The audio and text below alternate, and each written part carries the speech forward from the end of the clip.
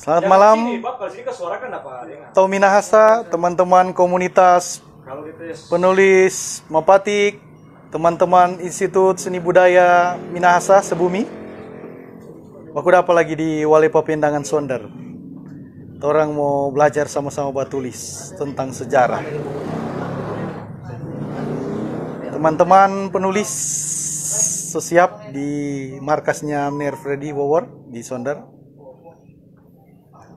Ada ding torang pe sejarawan Mner Ivan Kaunang. Ada torang pe penulis Mner Deni Pinontoan. Teman-teman penulis ada Juan, Ompi. Ada Febri, Karisma dengan Anugrah, Joshua.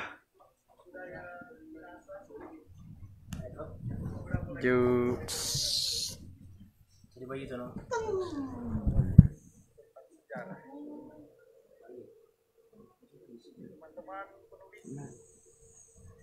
Ya.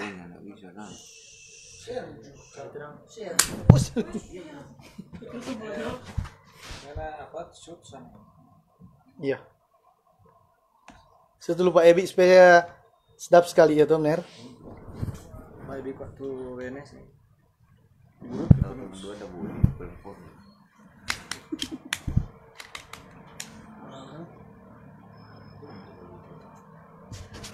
Kamu mereh. Cari posisi dulu. Sini. Hah? Sini. Mana? Boleh. Nah, DP orang mesti ambil dari belakang sini. Supaya sambil supaya dapat liang nih. Enggak boleh dapat lihat cuma tambah buku satu. Si mundur lemner. Lemner Deni itu Lama sana, lama. Kencang kok.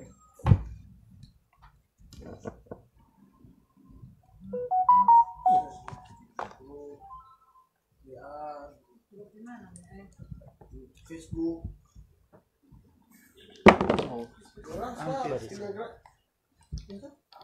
Minta buku satu dong, Jo. Boleh main, Jo? Yesus kepala daerah le. Yesus kepala daerah. Ke atas lebus. Oli lagi. Hah? Ke atas lebus. Boleh, Jo. Iya. Yesus kepala daerah. Mana fotonya? Soalnya. Oke. Kalau Masuk itu. Ya, malam baik semua teman-teman. Malam Ner. Ya, sesi selanjutnya akan orang lanjut sesudah makan minum. Orang akan masuk ke materi. Jadi di workshop menulis sejarah kali ini, Sekolah Mapatik sama-sama dengan Institut Sejarah dan Budaya Minahasa Sebumi. Orang mau belajar tulis sejarah, orang PT mau menulis demokrasi.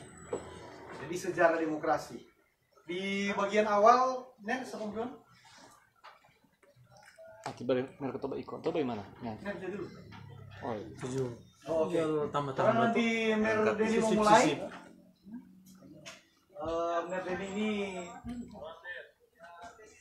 doktor teologi tapi orang tahu jadi salah satu ada apa?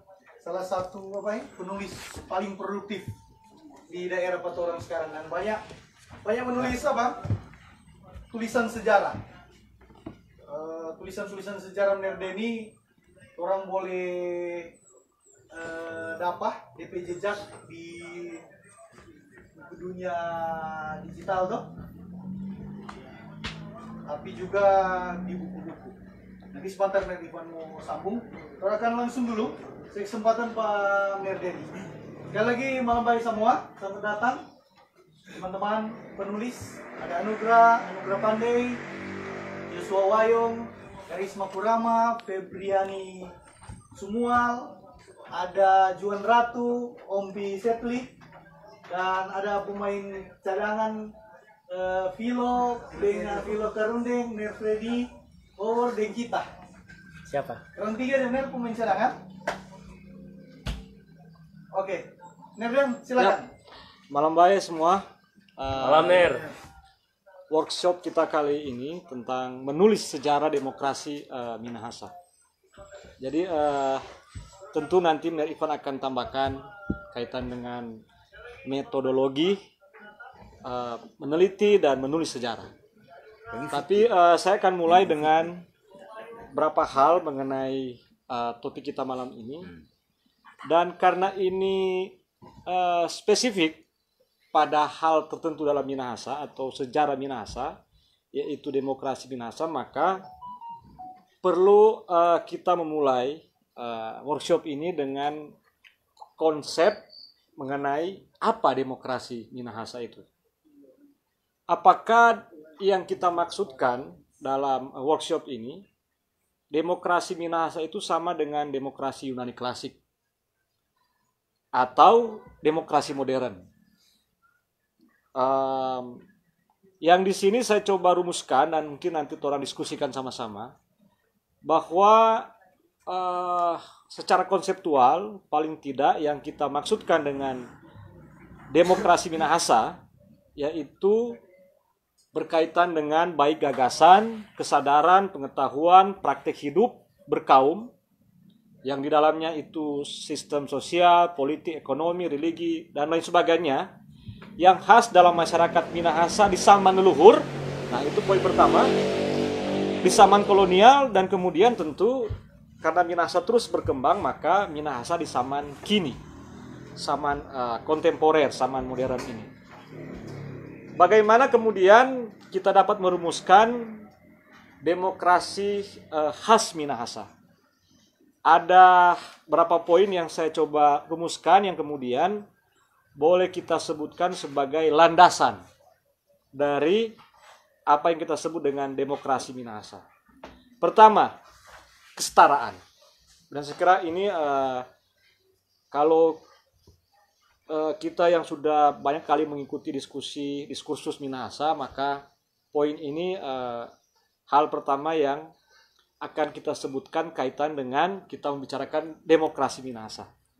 Kesetaraan dalam hal bahwa antara perempuan dan laki-laki, tapi juga kesetaraan secara sosial. Di Minahasa siapapun dapat menjadi pemimpin atau siapapun memiliki hak dipilih dan memilih menjadi pemimpin komunitasnya. Tidak ada hak eksklusif hanya karena turunan, darah, atau karena apalagi disebut bahwa seseorang dapat menjadi pemimpin hanya karena mendapat wahyu dari dewa dan dewi. Itu tidak ada dalam Minahasa tentu. Poin kedua adalah dalam sistem sosial politik atau kepemimpinan Minahasa, pengambilan keputusan atau penyelesaian masalah secara bersama-sama. Dan itu ada tersimpan dalam kata Minahasa itu sendiri. Dari kata ma'asa. Bermusyawarah atau kemudian berkumpul untuk membicarakan satu hal. Baik itu satu kesepakatan yang disepakati bersama-sama ataupun tidak disepakati. Tapi bahwa ada satu mekanisme di mana orang Minahasa mengenal sebuah kelembagaan dalam membicarakan sesuatu. Dan kemudian ada yang juga disebut dengan paesaan indeken. Artinya suatu forum di mana komunitas itu mengambil satu keputusan bersama yang kemudian antara lain itu ditaati, disepakati dan kemudian diikuti dalam kemudian menjalani kehidupan sosial politiknya. Ketiga, yang disebut demokrasi Minahasa mengandung juga prinsip kesepakatan yang dipahami secara spiritual. Nah, saya kira ini penting. Dan itu yang sering disebut dengan tiwa. Atau bahwa ketika komunitas itu bersepakat pada satu hal, maka itu tidak hanya secara politis, sosial, begitu, tapi sumpah. Dan sumpah itu spiritual. Karena kemudian dia mengandung banyak hal dalam kosmologi masyarakat Minahasa. Dia disebut spiritual karena itu kemudian juga menyangkut hubungan antara manusia dengan manusia, manusia dengan alam, dan manusia dengan yang ilahi. Opo Ompung, Opo Waili Anwangko, dan sebagainya. Dan ciri berikut dari demokrasi Minahasa dan ini saya kira khas, yaitu desentralistis. Artinya begini, masing-masing komunitas, katakanlah walak yang otonom itu, tapi diikat oleh satu narasi bersama. Nah itu antara lain juga muncul dalam misalnya apa yang kita sebut tadi ma'asa. Jadi pada situasi tertentu masing-masing komunitas ini independen, otonom. Tapi begitu mereka harus membicarakan sesuatu, maka mereka kemudian membentuk satu forum namanya ma'asa. Dan ini saya sebut salah satu ciri, prinsip demokrasi Minahasa. Kelima, sistem pemilihan atau penentuan pemimpin yang berdasarkan kualitas. Bukan pada yang tadi itu, darah kah, atau karena pinontoan maka dia punya hak eksklusif untuk memimpin terus begitu. Tidak ada sistem dinasti dalam demokrasi Minahasa sebenarnya.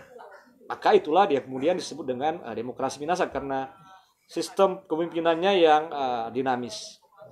Berdasarkan kualitas, apa itu? Nah, ini yang umum saya kira disebut ngaasan. Seorang yang memiliki intelektualitas, niatian, orang yang memiliki komitmen, orang yang memiliki prinsip teguh, keras dia dalam hal bahwa ketika dia memutuskan sesuatu, dia harus menjalani itu. Mawai, seperti bulu bambu toh. Bulu mawai itu dia lanut keras karena dia oleh alam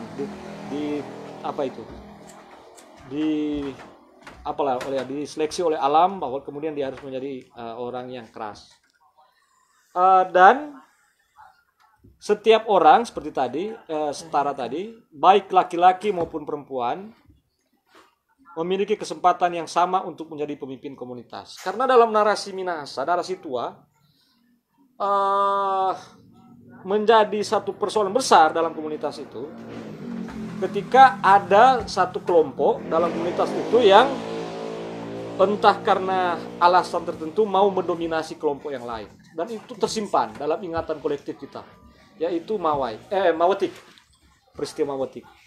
Dan saya kira karena ada narasi itu, maka orang Minahasa dapat menjalankan untuk disesuaikan dengan prinsip-prinsip demokrasi modern. Tapi begitulah Minahasa juga sama dulu, yaitu adanya lembaga yang mengontrol kepemimpinan sosial politik tadi, yaitu semacam dewan legislatif, mulai dari tingkat Tuan Muarong, tersedianya ruang, dan kemudian yang penting juga adalah bahwa tersedia ruang bagi munculnya oposisi yang kritis konstruktif. Saya kira itu masih hidup terus dalam masyarakat kita di tingkat Banua atau tingkat Romo. Seorang hukum tua yang terpilih secara tapi dia sekali bisa diturunkan oleh komunitas itu berbagai alasan yang tidak lagi sesuai dengan prinsip dari komunitas itu oleh kelompok tertentu yang boleh kita katakan dalam bahasa modern oposisi, yang kemudian melakukan upaya-upaya untuk menentang kepemimpinan yang mulai korup, mulai otoriter dan lain sebagainya, dan kita bisa menemukan. Nah, saya kira ini harus dipahami. Bisa kita tambahkan bahwa yang kita sebut dengan demokrasi Minahasa paling tidak berkaitan dengan prinsip-prinsip ini. Ketika hendak menulis, hendak melakukan observasi penelitian, yang kita sebut demokrasi Minahasa dalam sistem masyarakat kita, apakah ada prinsip-prinsip ini? Nah, ini tentu cara normatif. Lalu kemudian apa yang kita maksudkan dengan sejarah demokrasi Minahasa? Nah, saya coba merumuskan seperti ini, bahwa sejarah demokrasi Minahasa adalah, nanti Ivan kemudian bisa menambahkan apa yang dimaksud dengan sejarah itu, penelitian sejarah, penulisan sejarah secara umum. Bahwa yang disebut dengan demokrasi Minahasa itu adalah sejarah tentang baik gagasan, kesadaran, pengetahuan maupun praktek hidup berkaum, yaitu di bidang sosial, politik, ekonomi, religi dan sebagainya, yang khas dalam masyarakat Minahasa di zaman leluhur, karena ini sejarah nanti juga berkaitan dengan suatu waktu masa lampau. Di zaman kolonial ada jejak-jejaknya kita bisa temukan di sana melalui dokumen-dokumen tertulis ataupun sejarah lisan yang diturunkan secara lisan di masyarakat kita, dan fenomena-fenomena yang kita temukan hingga kini, yaitu di zaman modern. Dia disebut demokrasi Minahasa karena berlandaskan nilai-nilai dan praktik hidup berkaum khas Minahasa, seperti yang sudah dijelaskan di bagian ini. Itu yang kemudian boleh orang rumuskan sebagai sejarah demokrasi Minahasa. Dengan demikian, menulis sejarah demokrasi Minahasa berarti kita menulis tentang baik sejarah tentang gagasan, kesadaran, pengetahuan maupun praktik hidup berkaum. Yang itu nanti akan ada slide setelah ini, sumber-sumbernya kita bisa temukan. Nah, ini dia sumber-sumber penulisan sejarah demokrasi Minahasa. Dia dapat berbentuk teks lisan, dan kebanyakan bahkan mungkin yang kita temukan itu cerita-cerita, narasi-narasi kecil yang sering sekali tertutup oleh narasi-narasi besar yang kebanyakan sudah dalam bentuk tulisan. Dan orang boleh juga telusuri dalam bentuk tulisan, entah manuskrip atau dokumen-dokumen dari zaman kolonial, atau bisa contoh misalnya sejarah tertulis di apakah kantor desa, kantor kelurahan, atau bisa kita temukan di arsip-arsip dari kepala-kepala sekolah atau orang-orang di kampung atau di mana saja di Minahasa ini yang mewariskan cerita itu, sejarah itu. Lalu artefak. Nah, ini segera Dixon saya pernah sampaikan materi ini. Artefak sebagai teks kebudayaan.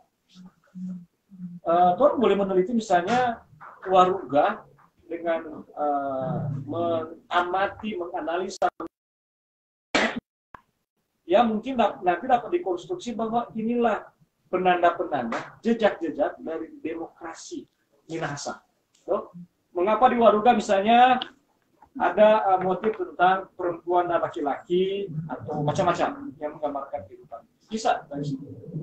Lalu yang berikut, sumber-sumbernya bisa kaitan dengan praktik, kebiasaan hidup atau adat istiadat. Dan ini masih terus berlangsung. Dalam hal pengambilan keputusan, mulai dari keluarga seperti apa, yang mencirikan tadi demokrasi Minahasa. Kebiasaan dalam masyarakat kita seperti apa? Contoh misalnya dalam hal jual beli, ya saya pernah lewati dalam keluarga, keputusan apa untuk membeli sesuatu atau menjual sesuatu itu berdasarkan kesepakatan antara suami dan bahkan ada dengan anak-anak. Ya boleh kita katakan tingkat itu. Baru adat istiadat bahwa pada banyak kesempatan, pada banyak acara perempuan tidak diisolasi pada ruang tertentu. Bahwa pada suatu acara formal atau informal, perempuan dapat tiba-tiba bergabung dan menyatakan pendapat. Tidak dibatasi. Oh, yang anak perempuan pada yang dulu. Malahan kadang-kadang perempuan yang mengatakan, ya laki-laki terbanyak dulu, ini perempuan dia tahu. Dalam hal pengambilan keputusan. Dan ini ciri, saya kira ciri dari masyarakat demokrasi, masyarakat Minahasa yang demokratis. Ini mungkin beberapa contoh topik yang nanti teman-teman boleh kembangkan, boleh eksplorasi dalam hal kita menulis sejarah demokrasi Minahasa. Mulai dari sejarah, cerita sejarah pendirian Vanuatu yang masih kita bisa temukan baik dalam bentuk tulisan atau sejarah dan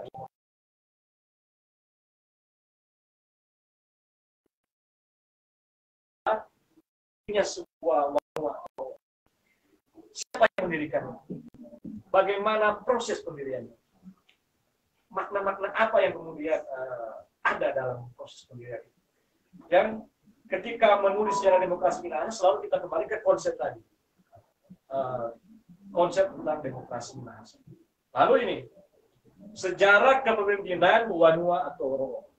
Nah, kita dapat temukan banyak sumber di materi ini. Bahwa di Minahasa, karena itulah dia disebut demokratis, yang menjadi hukum tua itu tidak terbatas gender tertentu. Perempuan bisa, laki-laki bisa. Bahkan sekarang ini calon-calon kepala daerah ya banyak yang perempuan. Dan itu saya kira prinsip yang demokratis juga. Lalu ketiga, kebiasaan dalam komunitas memilih pemimpin di berbagai tingkatan. Nah, kebanyakan itu dipilih baik secara voting maupun aklamasi. Nah, jadi saya kira dengan menyebut aklamasi tidak langsung mengatakan, oh, tidak demokratis. Karena kalau memahami demokrasi Minahasa, berarti kita kembali ke prinsip-prinsipnya. Kenapa ada yang dipilih secara voting misalnya, tapi ada juga yang ditunjuk. Apa yang dinilai dari orang yang kemudian ditunjuk jadi pemimpin? Kualitasnya, kepeloporannya, intelektualitasnya. Dan itu ciri dari masyarakat demokratis. Lalu ini, hukum adat dalam banyak hal menjadi topik. Contoh, hak kepemilikan tanah. Bahwa bermula dari kepemilikan komunal, yang dalam hal penentuan pengelolaan tanah itu dibicarakan secara komunitas. Tidak kemudian kapling-kapling ada punya jadi benar.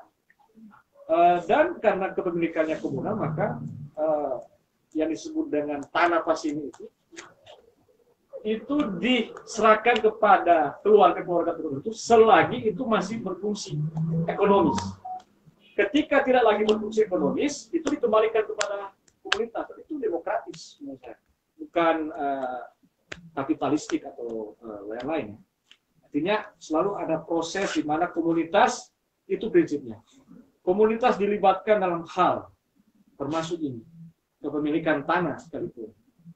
Kemudian relasi perempuan dan laki-laki terlihat terjadi secara setara. Ada banyak cerita, ada banyak narasi tentang itu. Lalu relasi antara anggota komunitas yang setara.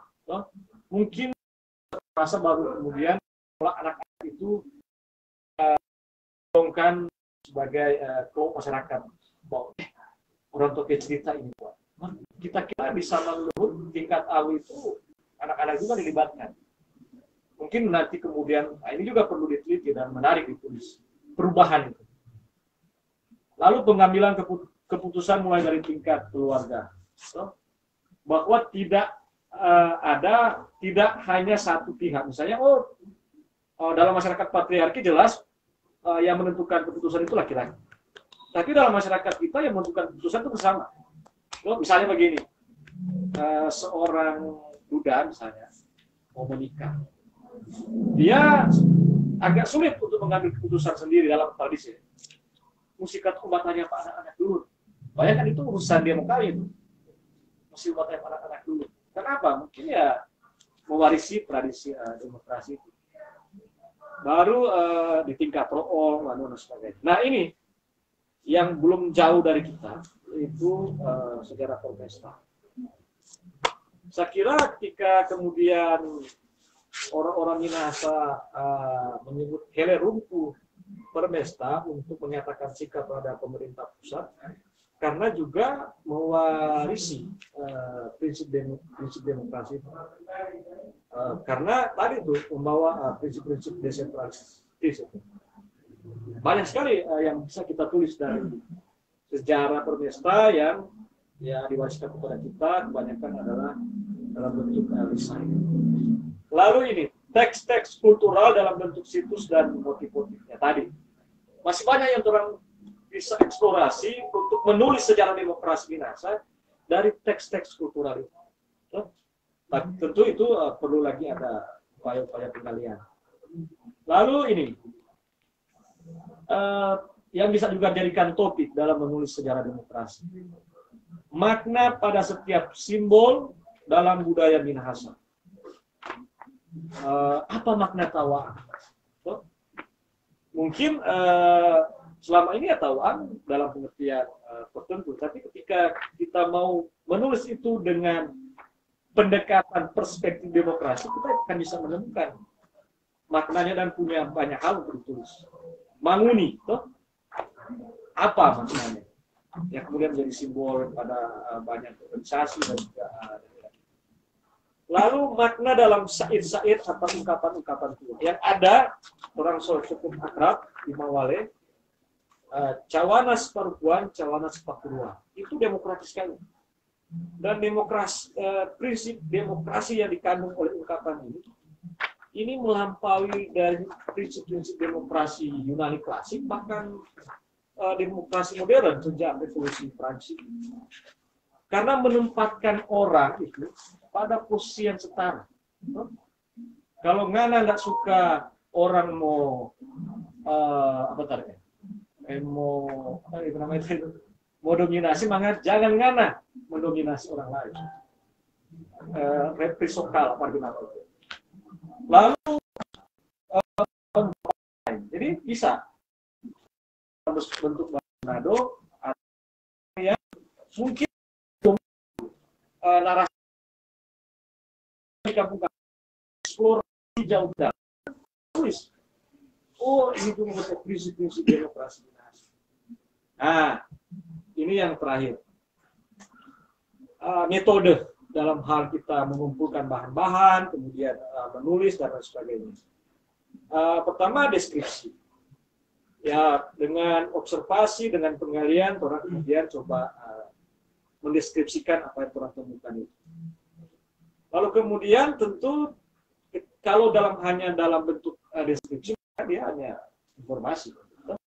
Tapi kalau kemudian maksud orang untuk menyampaikan makna kepada pembaca, maka harus konstruksi. Sebab satu topik itu bisa didekati oleh macam-macam pendekatan. Tapi kalau orang mau menulis dalam pendekatan demokrasi Minahasa, maka tahap kedua adalah konstruksi makna. Jadi apa yang terus deskripsikan itu orang coba mulai bangun, seperti orang membangun rumah itu tersedia tela, batu, besi dan sebagainya. Kalau cuma begitu ya cuma bahan-bahan. Tapi bagaimana kemudian dia berwujud rumah, itu bas pekerja itu. Ya bangun tela ke tempat di mana, kerikil tempatnya di mana, kayu tempatnya di mana sebagainya. Mulai berbentuk. Nah, tapi pun dia sudah berbentuk bangunan, belum juga selesai di situ. Bagaimana kemudian dia memberi makna estetis, memberi makna pengetahuan, memberi makna macam-macam, ya seorang tukang, seorang penulis harus melakukan interpretasi, analisis terhadap itu. Memang interpretasi juga sudah mulai dari konstruksi. Orang mulai menafsir, kira-kira kalau di masa itu secara tekstual apa artinya. Nah, tapi kalau kemudian mau dimaknai sekarang ini, bagaimana dia? Yang tadi itu. Analisis baru kemudian rekonstruksi. Nah, orang kemudian membangun makna-makna baru untuk hari ini. Karena kan bicara sejarah, bicara rekonstruksi masa lalu. Kalau hanya sampai di deskripsi, orang hanya membaca informasi tentang masa lalu. Tapi kalau sampai di level rekonstruksi, orang sudah berbicara tentang makna-makna sejarah, dalam hal ini sejarah demokrasi Minahasa, untuk hari ini. Nah, kita kira sampai di situ dulu. Hal-hal yang boleh kita sampaikan nanti Ivan tambahkan lebih pertegas terkait dengan Ya, oke, makasih banyak Nerdem. Beli wawasan begitu orang. Teman-teman yang lagi bersemangat mempersiapkan diri untuk memulai sebuah proyek bersama, menulis tentang demokrasi di Minahasa. Nah, ini tentu bukan cuma karena momen pilkada yang akan orang hadapi 9 Desember 2020 ini, tapi ini memang kesadaran dan kerinduan lama yang baik terus diwujud nyatakan. Kali ini teman-teman di Mapatik dan Sebumi berupaya lebih fokus untuk mengerjakan proyek bersama ini. Orang mau coba nanti seperti apa orang mau bikin ke depan, tapi orang yakin pengetahuan wawasan yang sudah diberikan oleh Mner Denny dan nanti Mner Ivan ini akan sangat membantu orang. Baik teman-teman, orang mau lanjut ini sama-sama dengan Mner Ivan. Ya, sosok yang orang kenal sebagai seorang penulis, tapi juga sejarawan, budayawan di Sulawesi Utara, punya banyak pengalaman di bidang ini. Dan tentu paling penting orang tahu, orang selalu bereferensi dari orang yang tidak cuma jago bicara. Orang tentu selalu bereferensi dari orang yang jago bicara, jago menulis juga.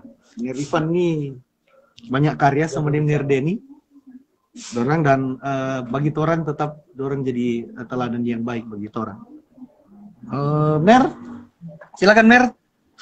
Orang mau lanjut Pak Mner Ivan selama beberapa waktu ke depan. Oke, boleh? Ya, silakan Mer. Baik, teman-teman sekalian,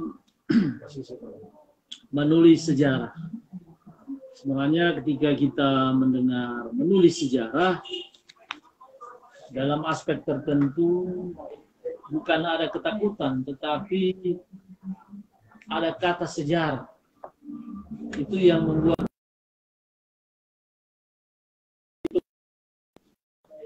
pada dasarnya menulis sejarah itu sama saja dengan kita menulis yang lain, ya, menulis apa saja. Hanya memang ketika ada kata sejarah, maka insting-insting sejarah itu Anda harus miliki. Ya, kepekaan-kepekaan sejarah itu Anda harus miliki. Coba Anda bayangkan, banyak orang belajar di jurusan sejarah atau di pendidikan sejarah atau di sejarah dan peradaban Islam.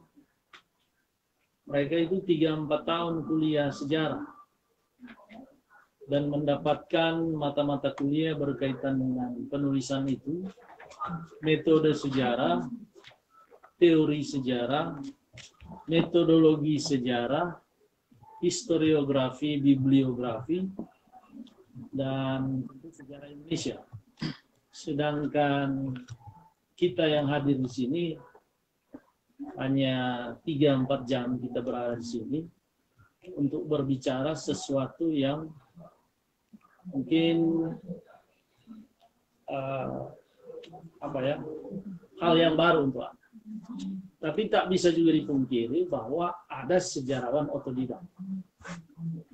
Walaupun begitu, walaupun sejarawan otodidak, kadang-kadang mungkin terjadi perbedaan pada perspektif dan orientasi. Perspektif dan orientasi. Kalau kita bicara perspektif dan orientasi, itu misalnya orang luar melihat situasional atau keadaan daerah kita dari sudut pandang mereka. Ya, ini tentu orientasinya berbeda. Kita melihat diri kita sendiri. Kalau dalam ilmu humaniora dikenal dengan istilah-istilah etik dan emik. Kalau Anda melihat sesuatu kebudayaan seseorang dengan pemahaman interpretasi Anda sendiri tanpa melihat aspek-aspek yang berkaitan dengan sosiokultural daerah itu, maka itu disebut etik. Atau kasarnya berdasarkan pemikiran Anda.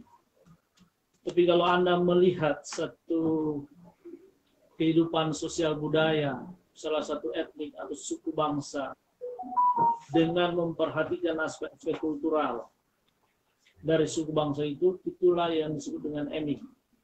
Artinya bukan kepikiran Anda sendiri, tetapi berdasarkan pikiran-pikiran, pendapat-pendapat dari pemilik kebudayaan itu. Ya. Sampai di situ boleh diikut ya, etik dan emik. Oke, kita kembali ke bagaimana menulis sejarah. Jadi kekuatan sejarah itu ada pada sumber.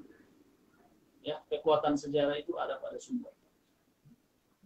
Dan sumber itu tidak harus dalam bentuk buku teks. Ya, sumber itu tidak harus dalam bentuk buku teks. Artinya Anda bisa menulis sejarah lisan. Nah, kalau Anda menulis sejarah lisan, tentu sumbernya informal. Tapi kalau Anda juga hanya ingin mendeskripsikan seperti Denny sampaikan tadi, Anda hanya observasi saja. Observasi, lalu Anda mendeskripsikan apa yang ada di lapangan itu. Tapi sekali lagi, kekuatan sejarah itu pada sumber.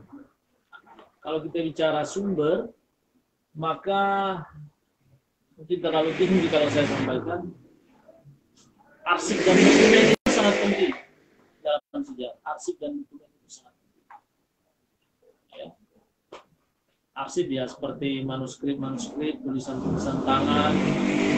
Kalau pada masa-masa kolonial itu, misalnya surat gubernur jenderal pada kepala-kepala wala di Minahasa. Ya. Kalau dokumen-dokumen itu naskah-naskah ketika, naskah-naskah yang diketik. Tapi sumber itu banyak macam, seperti selain yang saya sebutkan tadi, arsip atau dokumen, tapi sumber itu juga bisa Anda dapatkan dari observasi lapangan. Sumber itu Anda bisa dapatkan dari informan-informan kalau Anda wawancara. Kalau sumber-sumber yang tadi Anda tidak bisa dapatkan, atau ketika Anda dapatkan semua itu tetapi Anda belum merasa puas dan merasa bahwa apa yang saudara cari dalam penelitian itu belum begitu lengkap, maksudnya ada penasaran-penasaran dari diri Anda terhadap penelitian Anda bisa masuk pada focus group discussion, ya, FGD. Anda mengundang para pakar, para informan-informan yang menurut Anda capable, menurut Anda mampu memberikan informasi. Nah, Anda jadi moderator, Anda susun pertanyaannya dan Anda ajukan. Ya, seperti misalnya kalau Anda lakukan wawancara itu disebut purposive sampling. Kalau purposive sampling tidak harus pakai berapa persen dari jumlah orang yang Anda wawancara di kampung itu. Kalau kampung itu ada 600 kakak, kalau pakai persen-persen, itu bukan purposive sampling. Jadi biarpun ada berapa ratus orang, tapi kalau purposive sampling, Anda bisa tentukan siapa saja yang Anda mau wawancarai. Walaupun baru 10 orang yang Anda wawancarai dan Anda merasa bahwa tujuan penelitian Anda sudah tercapai, sudah ada jawaban yang Anda dapat peroleh, dan menurut Anda sudah oke, ya sudah itu. Tidak harus seperti survei, tidak harus seperti penelitian kuantitatif yang harus melihat persentase jumlah informan. Ya. Jadi bagaimana menulis sejarah?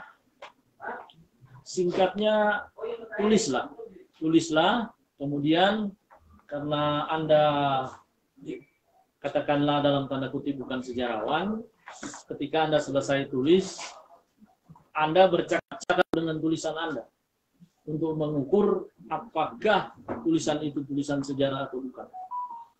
Bagaimana Anda bercakap-cakap dengan tulisan Anda?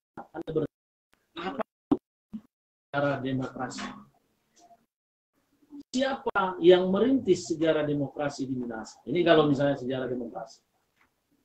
Siapa yang membentuk, siapa yang mendirikan, siapa yang memprakarsai? Apa siapa? Kapan demokrasi di Minahasa mulai ada? Apa siapa kapan? Di mana demokrasi di Minahasa itu mulai ada? Di Wuka, di Langoa, di Amuran, Tanawangko, Senduk. Tapi kampung kok jadi mesti sebut ya?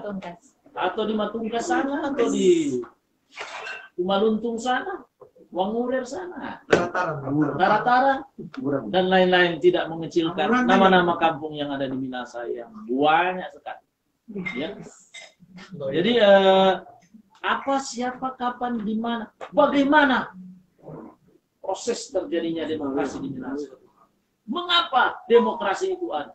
Nah, Kalau baru apa, siapa, kapan, di mana, itu baru deskripsi. Tetapi ketika Anda mulai berada pada bagaimana dan mengapa, di situ mulai masuk ke analisis. Jadi perlu kritis interpretasi, ya.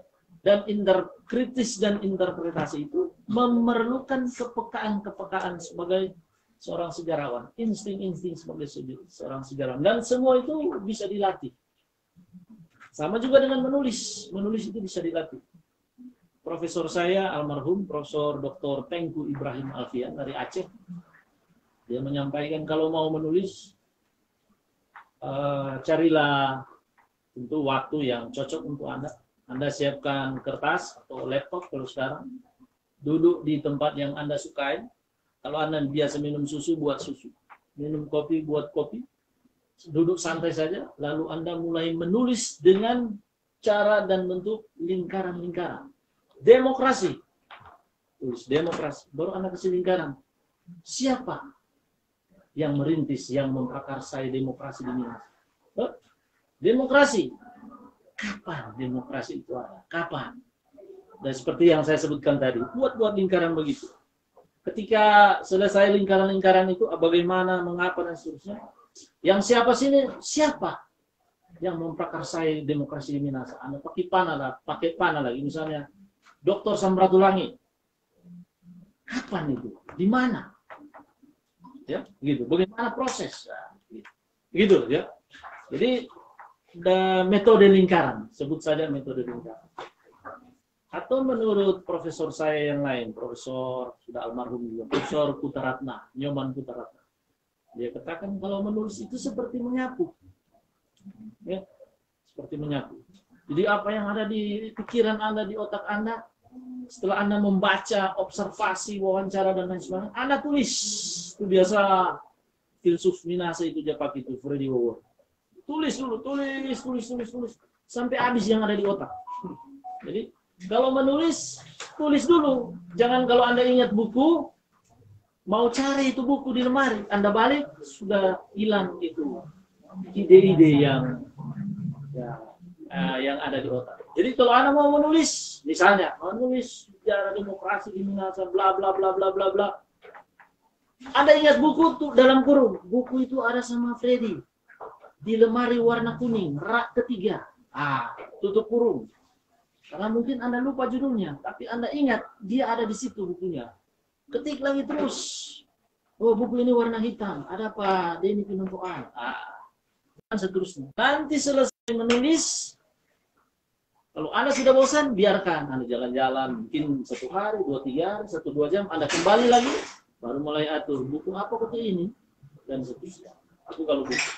Jadi menulis sama dengan menyapu.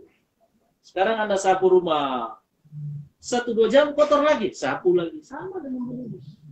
Ya. Lalu saudara-saudara, ini hanya teoritis, ya. Tapi semua tentu perlu ada kemauan. Kemauan yang keras. Profesor saya di Universitas Udayana sampaikan begini.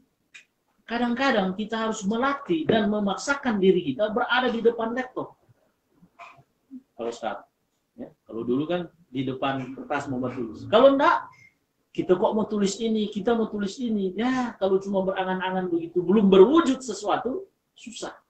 Jadi kita harus berada di depan laptop dan apa yang kita pikirkan langsung kita ketik. Supaya dia langsung berwujud. Nah, kalau dia sudah berwujud, 1-2 jam kita kembali. Oh, yang alinea 1, enggak perlu kalimat ini, ditambah ini.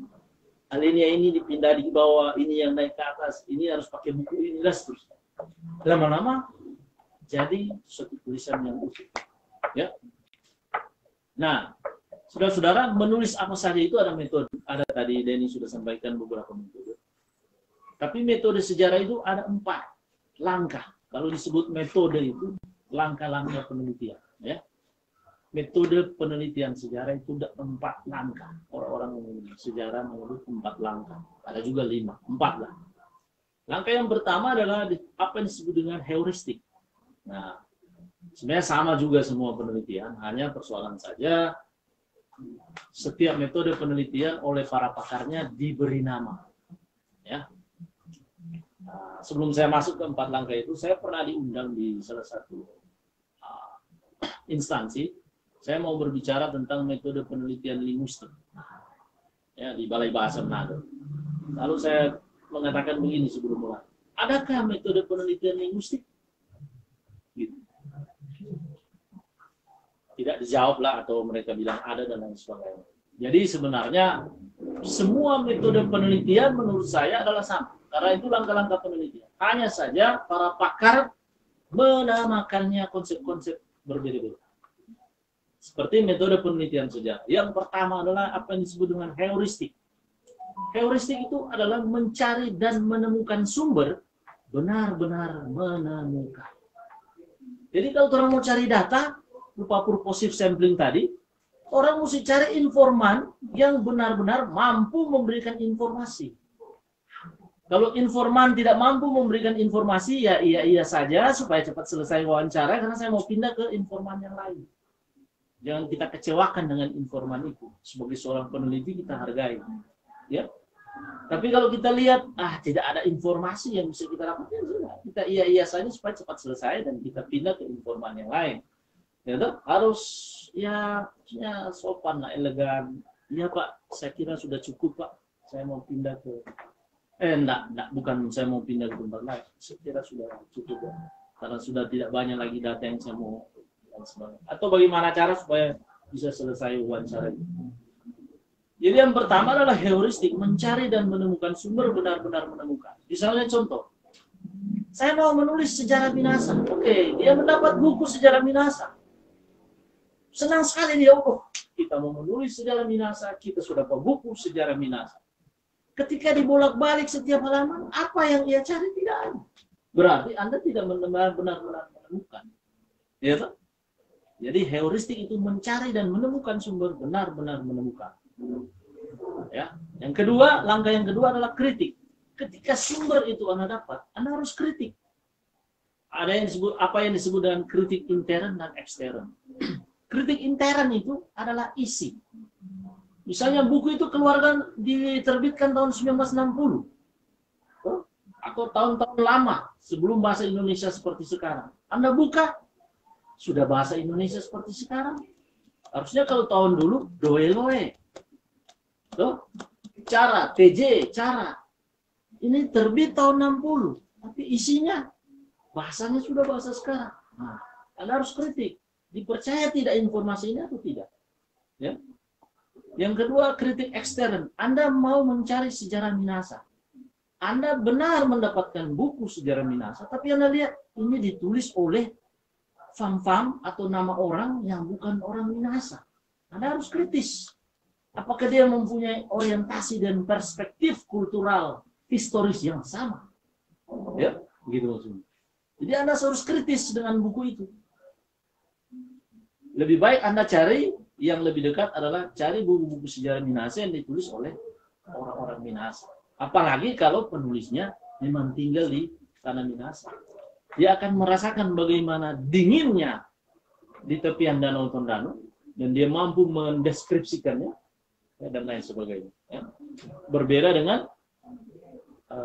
orang lain. Atau misalnya begini, pedasnya rica-rica yang ada di Manado atau di Minahasa. Ya, orang luar kalau dia mendeskripsikan dia bilang pedis sekali. Padahal orang Minahasa belum, baru biasa-biasa itu siapa dia sudah bilang pedis sekali. Misalnya kan? Itu karena apa? Etik, bukan emik. Kalau emik harus berdasarkan pemahaman, pengertian konseptual dari pemilik kebudayaan itu. Jadi yang pertama heuristik, yang kedua kritik, yang ketiga ketika Anda melewati kritik sumber itu masuk ke interpretasi. Bayangkan sudah dikritik masuk ke interpretasi. Interpretasi ini seorang sejarawan memerlukan integritas. Karena kalau tidak, ya memang sejarah itu juga subjektif, tetapi paling tidak berusaha objektif. Di posisi interpretasi inilah yang kemudian menentukan Anda mau belokkan, mau luruskan, mau benarkan, atau sesuai yang membayar Anda dalam penulisan. Dan itu banyak terjadi dalam interpretasi ketika Anda menulis biografi. Menyenangkan tokoh yang Anda tulis atau sesuai jalannya sejarah. Ya, di sini posisinya interpretasi. Interpretasi itu dapat Dari fakta, ya. Nah, fakta-fakta inilah yang masuk ke tahap yang keempat dalam langkah metode sejarah yang disebut dengan historiografi. Histo itu sejarah, grafi itu tulisan. Historiografi. Tetapi juga kalau dalam mata kuliah historiografi memiliki banyak pengertian. Historiografi bisa saja historiografi sejarah, penulisan sejarah. Ya, bisa saja seperti itu. Misalnya historiografi multikulturalisme atau historiografi Minasa. Siapa yang pertama kali menulis sejarah Minasa? Atau siapa yang pertama kali memunculkan kata Minasa? Di buku mana? Ya, gitu. Jadi historiografi dalam langkah-langkah penelitian ini bukan seperti yang saya jelaskan tadi ya. Historiografi ini maksud langkah keempat ketika ada fakta-fakta ini, bagaimana Anda menyusun fakta-fakta ini menjadi sebuah cerita sejarah. Ya. Nah, seorang penulis sejarah sama dengan tukang bangunan. Ya. Iya, sama dengan bas, tukang bangunan. Atau misalnya dikasih contoh sebuah tembok. Anda robohkan tembok itu. Nah, setelah tembok itu roboh, sekarang diminta Anda merekonstruksi kembali tembok itu sebagaimana sedia kala. Itu pekerjaan sejarawan. Anda mulai meneliti jejak-jejak mana itu batu bata yang paling bawah, mana itu batu bata yang paling atas. Ya. Itu Anda susun. Batu-batu bata inilah yang disebut fakta-fakta sejarah. Kalimat-kalimat Anda menghubungkan fakta yang satu dengan fakta yang lain. Begitu. Kalau tadi saya bilang sejarawan itu seperti seorang tukang, jadi begini. Kalau data-data, kalau tukang itu mendapatkan bahan-bahan bangunannya banyak, atau tukang kayu membuat meja itu kayunya banyak, dia bisa membuat meja yang besar. Ya, dia bisa membuat rumah yang besar. Tapi kalau bahan-bahannya sedikit, kayunya sedikit, dia buat meja yang kecil. Tetap jadi meja. Mau besar atau kecil, orang akan sebut meja. Mau besar atau kecil, orang akan tetap menyebut itu rumah. Sama dengan sejarawan dalam menulis. Kalau data-datanya banyak, sumber-sumbernya banyak, dia bisa menulis panjang lebar cerita sejarah. Tapi kalau data-datanya sedikit,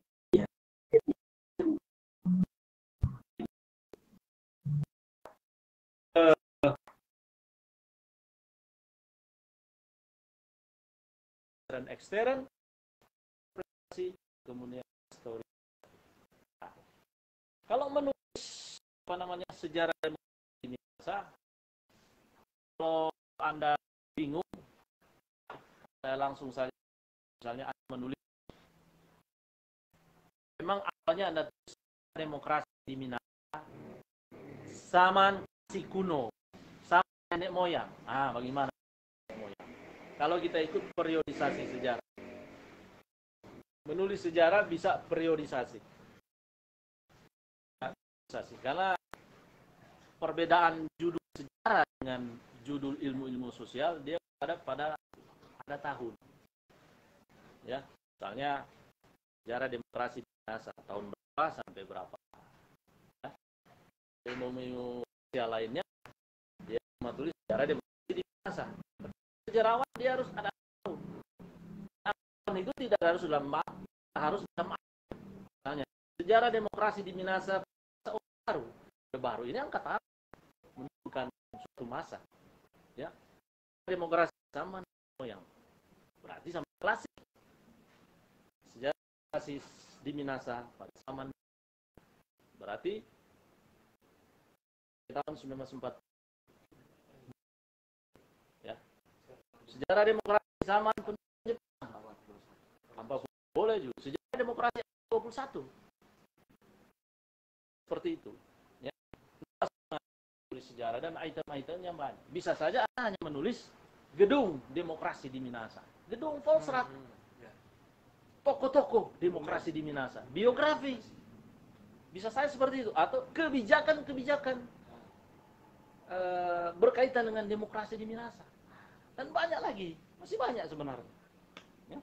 Atau Anda menulis kuantitatif bisa, tapi dalam bentuk kualitatif, gabungan kuantitatif. Dan pemilu tanggal 9 toh pilkada serentak.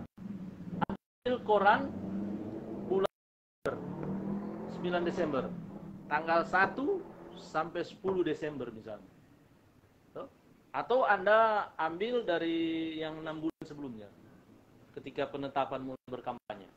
Ya, Anda tulis euforia pilkada di Manado.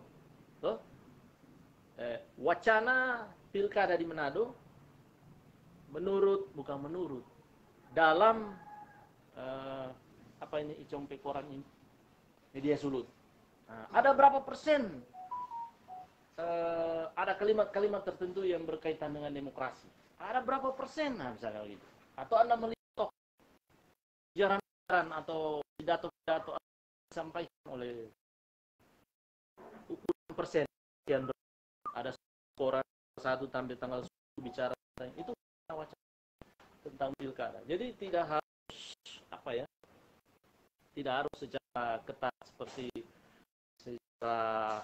sejarah tok begitu, tapi juga bisa bersifat sosial, humaniora, sosiologi begitu. Seperti yang saya kasih contoh, wacana-wacana sekitar demokrasi di Minahasa misalnya. Atau sesudah demokrasi, sesudah pelaksanaan pilkada, Anda bisa menulis resepsi masyarakat Minahasa terhadap resepsi itu penerimaan. Itu teori Pak, resepsi. Resepsi itu penerimaan, bukan makan-makan ya. Bagaimana penerimaan masyarakat Minahasa terhadap hasil pilkada. Nah, gitu. Dan itu hanya wawancara, nak pakai buku. Bagaimana resepsi masyarakat Manado terhadap pelaksanaan pilkada tahun 2020. Jadi bagaimana tanggapan masyarakat. Itu yang kemudian Anda buat tulisan. Dan menulis itu secara umum adalah dari deduktif induksi. Ya. Tapi kalau hebat, Anda mulai dari sesuatu yang khusus. Kalau Anda lebih hebat lagi, Anda permainkan dari gabunglah. Anda mulai dari hal yang khusus ke umum, masuk ke khusus lagi, bercakap dan begitu. Anda bertanya, Anda jawab, Anda bertanya, Anda jawab, Anda bertanya, Anda jawab. Kalau sudah rasa panjang, lalu masuk ke apa alasan saudara menulis demokrasi? Mengapa Anda memilih daerah Minahasa? Gitu misalnya. Kalau terasa panjang, Indis Patrol plus D. Ya kan, panjang itu kalau deskripsi, tesis, disertasi ada ketentuan-ketentuan. Saya latar belakang cukup 7, paling minimal 12 halaman maksimal. Ya. Jadi dari hal-hal yang umum, misalnya kalau umum itu Anda lihat fenomena-fenomena yang terjadi berkaitan pilkada di Minahasa. Kalau suatu 7 halaman, baru Anda masuk pada mengapa Anda mau menulis sejarah demokrasi. Kenapa Anda memilih daerah Minahasa bukan Manado? Nah, itu. Ya, itu kalau mau menulis. Atau Anda rubah, Anda mulai dulu. Mengapa Anda menulis sejarah demokrasi? Mengapa Anda memilih Minahasa? Baru Anda akan mengatakan terjadi fenomena-fenomena seperti itu. Terbalik tuh. Kalau tadi yang begini, sekarang yang begini. Begitu. Saya kira itu. Sebab masih panjang lagi, karena saya sudah mulai tadi kan, orang kuliah 3-4 tahun, sedangkan saya mau berikan pada Anda, dia punya instan. Tuh? Di online boleh. Seperti koran. Ya. Oke, mana Mas Freddy? Online boleh. Never. Boleh, media online boleh. Sudah, Saya Fer? kira itu dan semoga bermanfaat. Mohon maaf kalau ada hal-hal yang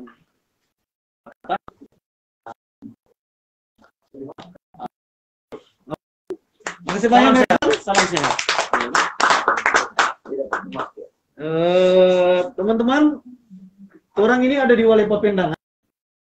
Kali kalau orang berarti dari Freddy. Sebelum orang mau diskusi bersama untuk apa? Diskusi bersama untuk mau kerucutkan kira-kira apa atau masing-masing orang mau tulis, orang buat cerita dengan Freddy dulu. Boleh pendek, boleh panjang nih, boleh sedang-sedang. Yang boleh mau saya berhenti ini dari boleh pependangan. Orang akan bercerita dengan orang pe intelektual di Minahasa, founder dan penggerak wale pependangan Sonder, Ner Freddy Wawor. Dengan Ner Freddy mungkin Ner yang kita mau tanya, siapa tahu Ner boleh berbagi soal teman-teman mau buat tulis sejarah sama-sama ini, sejarah demokrasi di Minahasa. Hal-hal apa Ner yang mungkin bisa jadi masukan lagi untuk diperhatikan oleh teman-teman. Kemudian Ner, kalau boleh sampai rujukan referensi, kalau boleh. Bagi akan referensi, kata orang kira-kira apa yang teman-teman boleh cari untuk jadi bahan bacaan, bahkan referensi untuk menulis nanti. Ya, orang langsung Pak Ner Freddy. Oke.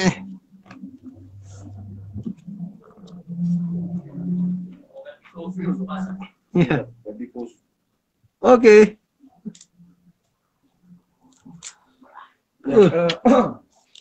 Terima kasih untuk kesempatan untuk berbagi pikiran lagi bersama-sama dalam diskusi saat ini. Torang tema tentang apa kan sejarah demokrasi kan di Minahasa, terutama berkaitan dengan menulis tentang itu. Nah tentu saja mengawali itu, kalau for kita kan jelas orang menulis sebuah konsep demokrasi, berarti ada baiknya dan perlu juga menelusuri tentang apa sosok itu demokrasi. Nah, kita nggak mau bilang untuk demokrasi adalah ini definisinya kan. Itu tinggal dicari, ada banyak referensinya. Huntington telah menulis tentang itu juga, tentang demokrasi. Tapi sebenarnya ya pas sekarang kan kurang tinggal search dan itu boleh dapat itu. Tetapi ada satu kata kunci untuk memahami istilah demokrasi ya. Katanya itu berhubungan dengan pemerintahan rakyat, katanya begitu kan DPI. Lantas apakah demokrasi ini benar-benar soal di Minahasa? Itu kan pertanyaan kunci yang kalau orang baturis juga ini penting. Apakah ini muatan zaman modern, loh? Atau dia memang punya sesuatu akar yang mungkin secara terminologis bukan kata demokrasi, tetapi dalam pengertian hakikinya dia mencakup pengertian yang dipahami dengan demokrasi itu. Nah, kalau bicara tentang demokrasi dalam pengertian seperti ini, tentu saja orang mau merujuk dan ke pemahaman yang lebih awal. Tadi yang kita bilang bahwa oh ini berhubungan dengan pemerintahan rakyat, yang bagaimana itu di Minahasa terutama di sana. Apakah juga ada beda dengan di katakanlah di Yunani itu yang menjadi DP akar itu. Nah kalau orang telusuri di Minahasa kan, kalau orang telusuri, Denny juga bicara tadi itu, orang telusuri itu kata Minahasa itu berasal dari kata Mahasa itu. Tapi sebenarnya itu juga berhubungan dengan sejarah salah satu episode dari Minahasa ketika orang-orang yang hari ini dikenal dengan sebutan orang Minahasa bersekutu sehingga orang mendapatkan julukan Sema Esa.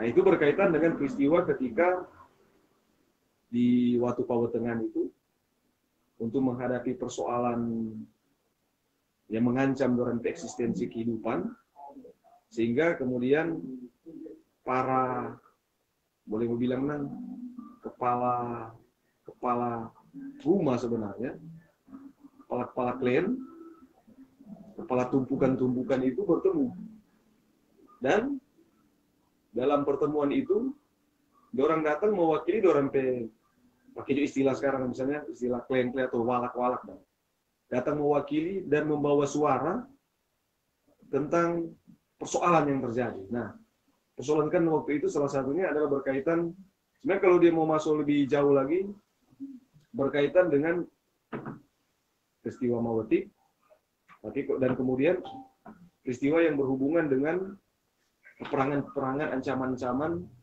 dari bajak laut, dari kerajaan-kerajaan sekitar, tapi juga dengan Eropa Barat pada waktu itu.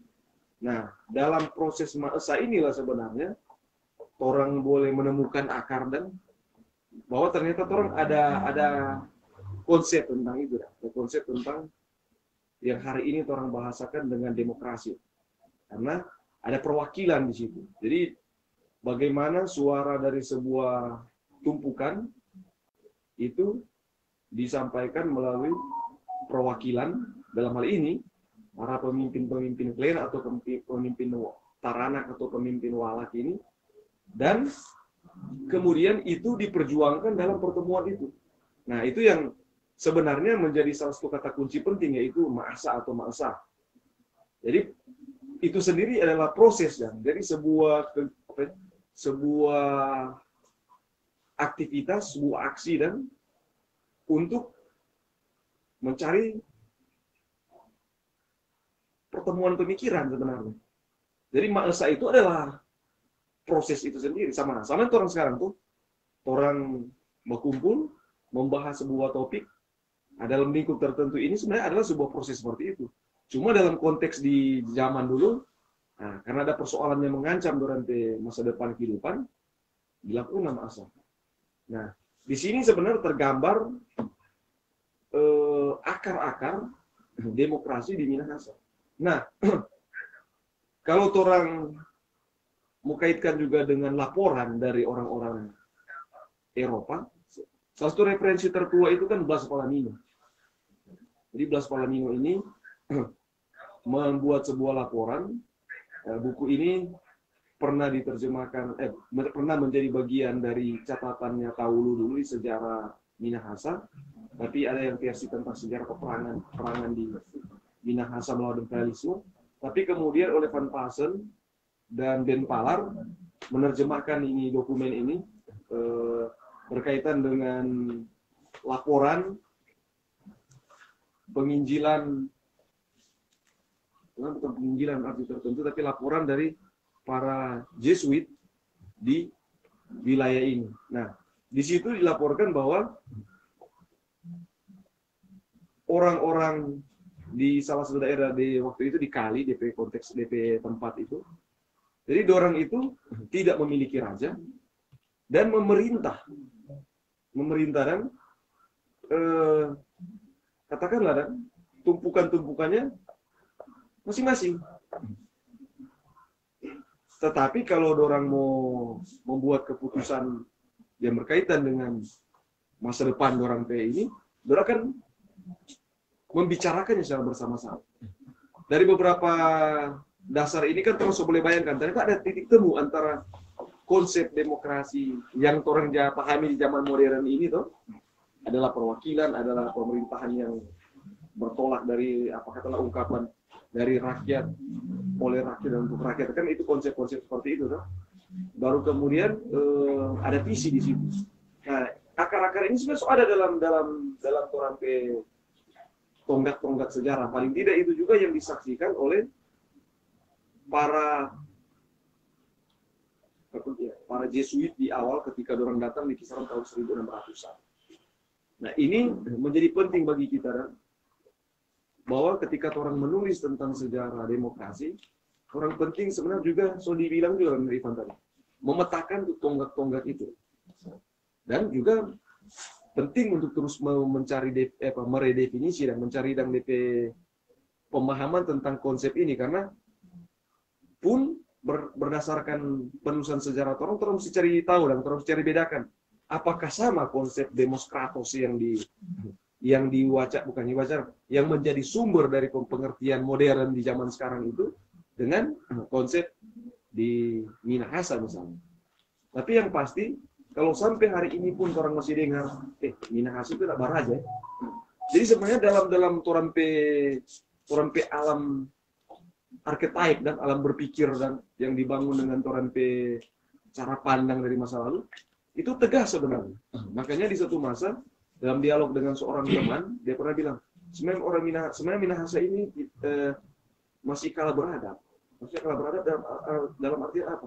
Karena Indonesia tidak mengenal kerajaan. Nah, di sini orang so masuk ke sebuah cara pandang yang berhubungan dengan paradigma-paradigma di zaman modern. Bagaimana orang mau menjawab juga itu persoalan, itu bisa ditulis panjang tentang. Kita pernah menulis tentang itu cuma 3 lembar. Nah, dengan harapan juga teman-teman boleh menggali tentang tuh bagaimana konsep-konsep tentang misalnya demokrasi itu juga berhubungan dengan paradigma-paradigma di zaman sekarang. Kita itu tapi tulisan berhubungan dengan menguak akar positivisme tentang pemerintahan Thomas Esa. Karena rupanya dengan adanya argumen ada pendapat seperti itu, orang juga ketika orang menulis di zaman sekarang, orang perlu menyadari bahwa ada paradigma-paradigma di balik konsep-konsep seperti tadi demokrasi. Contohnya salah satu tadi yang kita bilang, seolah-olah demokrasi ini semata-mata adalah tahapan dari fase tadi kan, ada kerajaan kok, atau sebaliknya begitu. Nah, ini penting dan karena berhubungan dengan sejarah perubahan-perubahan sosial. Nah, kalau orang juga tarik ke belakang lagi berhubungan dengan sejarah demokrasi di Minahasa, lagi-lagi dengan demokrasi dalam tanda kutip, orang bisa undur jauh ke belakang sebenarnya. Jauh dalam ini masuk ke ranah legenda dan mite. Terutama ketika misalnya di satu masa ketika kalau orang belajar sejarah Minahasa kan orang menemukan ada semacam pembagian status pekerjaan tuh. Ada katanya kaum Makarwasio, kaum Makatelupitu, dan kaum Pasiohan Telu. Nah, ini berhubungan dengan status pembagian kerja. Jadi ada yang menjadi pemimpin spiritual, ada yang menjadi para pemimpin pemerintahan sekaligus pelindungnya, ada masyarakat halayak umum dan yang profesinya bisa beragam. Nah, katanya dalam sejarahnya itu, suatu masa kelompok tertentu mulai berupaya untuk muksepaten dan dompe kedudukan. Artinya mau berupaya untuk mendudukan diri sebagai yang lebih bangsawan atau akan menjadi dan raja. Nah, itu memicu reaksi yang dalam perampe leluri-leluri itu yang dikenal dengan nama peristiwa Mawetik. Peristiwa Mawetik itu kok DP perumpamaan sampai kalau air dan jatuh di batu tuh terpancar. Nah, artinya itu analogi kan. Mau bilang bahwa ada satu masa pada masa-masa yang lalu ternyata sejarah turunan Toar Lumimut itu pernah dihadapkan dengan persoalan yang sangat mendasar. Karena ini memicu perang saudara di zaman itu. Nah, Mawetik ini adalah sebuah peristiwa yang justru menimbulkan kembali kesadaran orang leluhur dulu untuk menemukan kembali hakikat prinsipil dari dorang keberadaan sebagai turunan Toar Lumimut. Karena cerita ini sebenarnya punya akar lebih jauh lagi. Waktu peristiwa seperti ini pernah terjadi juga katakanlah di pemukiman yang lebih tua di Gunung Atus. Itu cerita-cerita sejarah di mana tuh kelompok-kelompok orang-orang yang berpengetahuan berebut kuasa yang mengakibatkan tatanan kehidupan itu berubah, terguncang. Bahkan DP Leluhur ini sebenarnya salah satu yang menjadi akar salah satu versi tentang air bah di Minahasa. DP salah satu akar DP ini. Nah, ini yang menjadi akar juga munculnya tuh solusi di peristiwa Mawetik itu, yaitu perlu adanya ketika sudah terjadi perang, karena perang tuh korban berjatuhan, muncul kami apakah ini solusi? Apakah dengan meniadakan kelompok yang ingin berkuasa ini kemudian selesai? Ternyata di sini muncul tuh tadi tuh masa itu. Akhirnya dicari pemecahan tentang persoalan itu. Nah, lagi-lagi salah satu bentuk yang ditawarkan di sini adalah tadi ma'asah, persekutuan. Kan? Nah, di sini kan orang boleh mau temukan beberapa pilar penting sebenarnya yang ada dalam Toran Petonggak sejarah Minahasa yang berpadanan dengan pengertian demokrasi di zaman modern sekarang ini. Dan ini penting dan karena lagi-lagi kalau orang mau menulis tentang masa lalu juga adalah penting juga untuk memahami konsep-konsep kata kunci dihubungkan dengan dia cara apa DP worldview, DP pandangan dunia yang melatar belakang itu istilah-istilah itu. Karena kalau memang orang cuma pakai itu istilah demokrasi,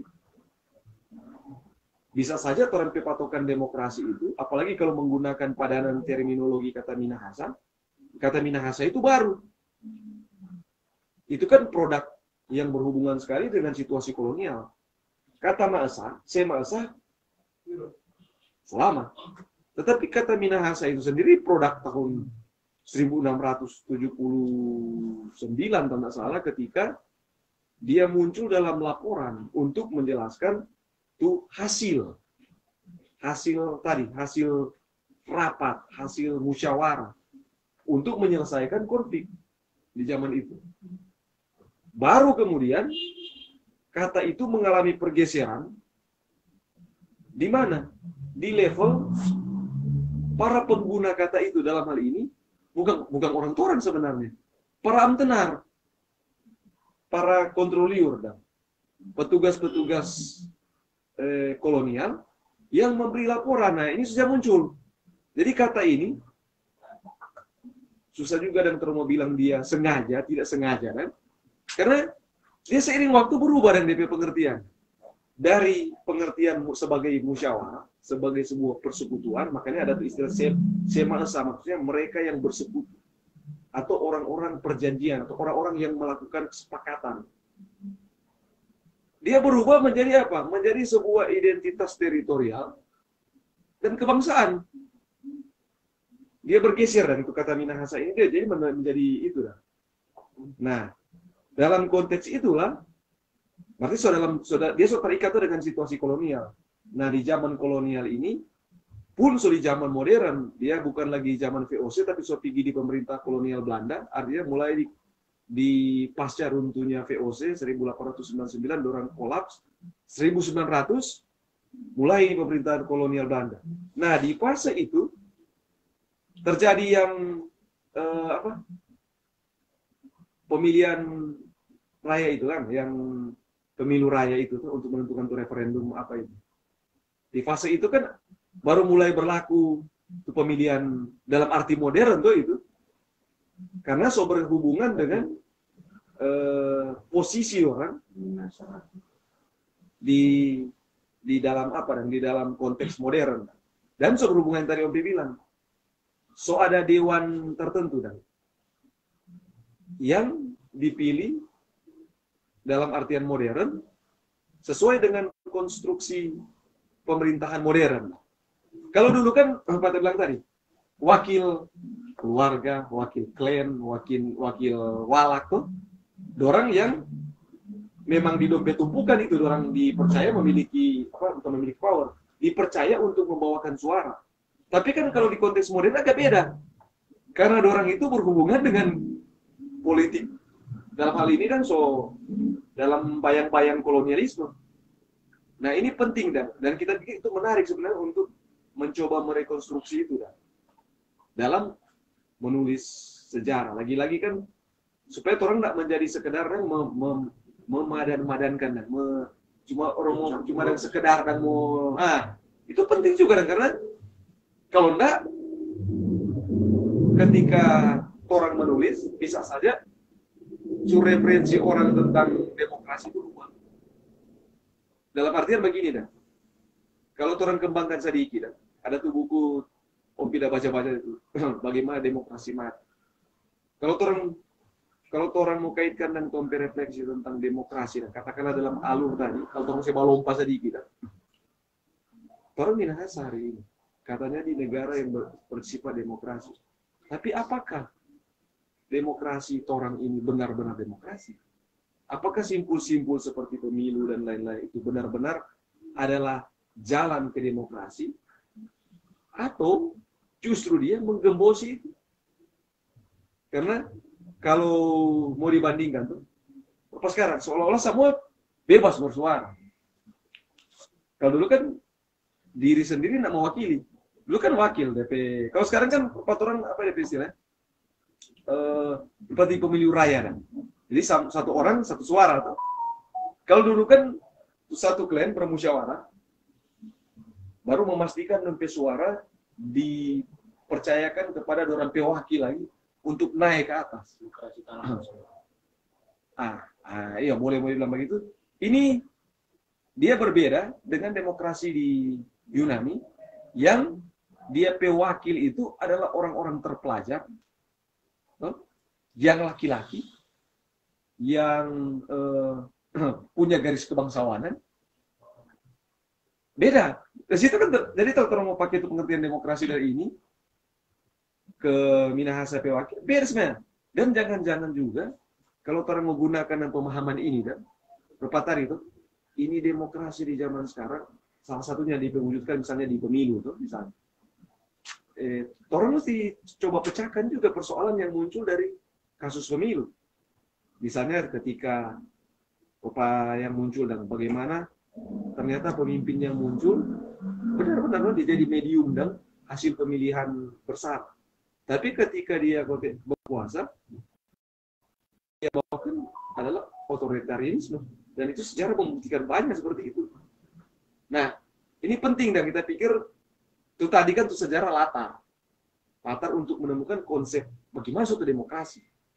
Demokrasi ala Barat yang punya akar Yunani tadi, dan juga demokrasi ala Minahasa yang punya akar di orang peleluri-leluri tadi.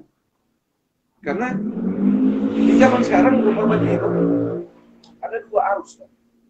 Ini dua sumber demokrasi. Orang di sini di Minahasa hari ini. Yang satu berakar di orang petu cerita-cerita tadi. Yang satu berhubungan dengan ketika orang terpelajar belajar tentang pengetahuan demokrasi kepada sini. Kalau dia bertemu di titik ini, dan salah satu alat ukurnya adalah pemilu. Ya tahu DP salah satu alat ukur lah. Nah pertanyaannya, ini di mana? Apakah ini DP arus dari sini? Atau DP arus dari sini? Atau jangan-jangan dia mutasi dan dia yang berupa tadi cuma ada upaya memadankan dan jangan-jangan justru jadi kamuflase. Nah itu bersifat kajian agak lebih mendalam sih sebenarnya kan dia akan masuk ke tadi kita bilang paradigma atau cara pandang pandangan dunia di balik konsep-konsep itu. Kita pikir ketika orang menulis demokrasi juga itu penting untuk orang bongkar kan agar supaya orang kan bicara tentang demokrasi, mau menulis tentang demokrasi juga dalam konteks Minahasa. Dan satu hal juga yang penting orang ingat, ini bukan untuk melap-lap teori-teori. Ini berupaya juga maksudnya orang bikin kajian hari ini tentang demokrasi juga harus memikirkan bahwa di balik itu ada upaya untuk memecahkan persoalan real orang di zaman sekarang. Karena coba pikir DP ironi dari demokrasi dalam tanda kutip hari ini. Sekian banyak dari Orde Baru ini hitung dari reformasi. 98 katanya berjuang untuk demokrasi. Tetapi apakah cita-cita ideal itu berlangsung tercapai? Atau jangan-jangan yang sedang terjadi ini harus balik? Bukan tentang ini, dia balik ke otoritarianisme.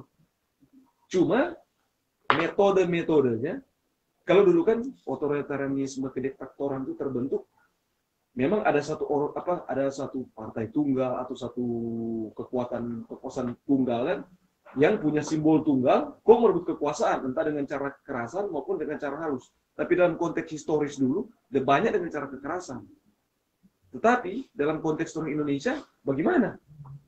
Baru bagaimana juga Minahasa tak masuk di situ. Ini pertanyaan ini cuma ancang-ancang provokatif dalam arti begini. Jangan-jangan juga orang jadi Minahasa dalam konteks modern hari ini, jangan-jangan juga dengan bujukan yang memadan-madankan. Orang percaya dengan ideal, kan dulu kan di bawah pemerintahan Belanda. Ketika bicara Republik Indonesia kan ketika Respublika, pemerintahan rakyat Indonesia. Di dalam torang ideal visioner ada demokrasi di situ. Tetapi dalam perspektif itu dorang akar leluri tadi. Dengan perbandingan teoritik dari para tokoh yang sopi sekolah di luar kok dapat teori-teori tentang demokrasi modern. Tetapi jangan-jangan DP akar ada di sini. Dan jangan-jangan di situ DP problem terjadi di PGC kan. Contoh, peristiwa Permesta. Dalam peristiwa Permesta, ketika orang Minahasa membuat manifesto Permesta itu tidak bercerita pemberontakan seperti yang dibayangkan hari ini. Dia memang benar-benar adalah sebuah kritik, tetapi kritik dalam kritika seorang Minahasa kan bukan batoa, bla bla bla bla bla, enggak. Dia bilang backing begini kok. Kalau dia bilang pembangunan backing begini. DP akar itu kalau di patoran bahasa tanah itu DP akar itu DP istilah matanaan atau matanain. Maksudnya ketika orang mau pecahkan satu soal dan dia setunjung dia aju. Begini Kak, kalau mau bikin begini. Itu DP akar kata dan itu matanaan. Jadi dia bukan cuma enggak. Dia bikin belajar akar-akar sejarah kita peristiwa Permesta kan. Dia dimulai dengan kritik terhadap pembangunan yang sentralistik tuh. Benar. Masa tong kasih 100%, 25% itu sampai kuat orang atau 30%, apa the baking? Ternyata kalau orang baking sendiri jadi begini. Jadi itu yang DP contoh. Nah, kenapa kita gunakan ini contoh? Karena ini berhubungan dengan konsep demokrasi. Karena demokrasi bagi orang adalah pembangunan. Demokrasi yang dalam konsep orang Minahasa yang dibentuk di fase-fase itu kan ke dalam itu pembangunan. Contoh tadi teman, ketika terjadi ketika satu kekuasaan ketika satu kelompok ingin muncul sebagai penguasa, yang dilihat oleh orang-orang tua atau orang tua adalah peniadaannya itu manusia itu yang sama rata ini akan lenyap. Dia akan muncul oknum-oknum tertentu di backup dengan kelompok tertentu berkuasa secara tunggal. Dan ini dianggap justru itu kandang untuk kesan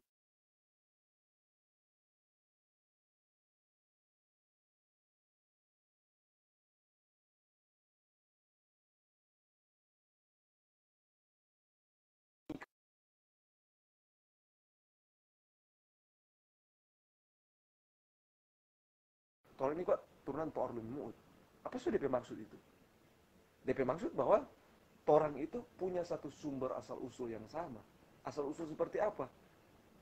Dari gambaran Toor dan Lumimut itu, di samping gambaran personifikasi dan gambaran, kalau dalam imaji hari ini, dan seolah-olah kan manusia itu lahir dari ada yang sebelumnya, tuh. Itu gambaran personifikasi. Tapi gambaran dorang inilah para sumber-sumber kebijaksanaan. Artinya dorang menjadi ideal-ideal dari Torang sebagai DP turunan untuk melihat bagaimana kote mengambil teladan yang disebut orang yang tercerahkan memang begini. Jadi memiliki kebijaksanaan.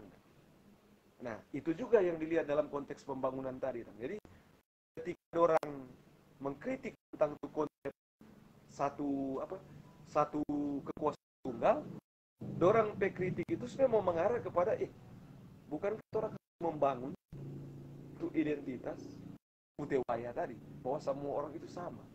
Semua itu punya asal usul yang berhubungan dengan ternyata orang mesti jadi orang bijak. Itu DP sumbernya. Nah, kalau orang kaitkan lagi dengan tuh persoalan demokrasi tadi, berhubungan sama yang tuh contoh tadi bilang di pembangunan ala Permesta itu. Jadi tidak cuma berkoar, tetapi kasih tunjuk. Nah, ini beberapa hal saja berkaitan dengan upaya untuk menemukan tuh konsep-konsep kan sebenarnya. Dia patahan-patahan saja, tapi kita pikir, nah itu yang akan ngoni mau olah dalam menulis sebenarnya.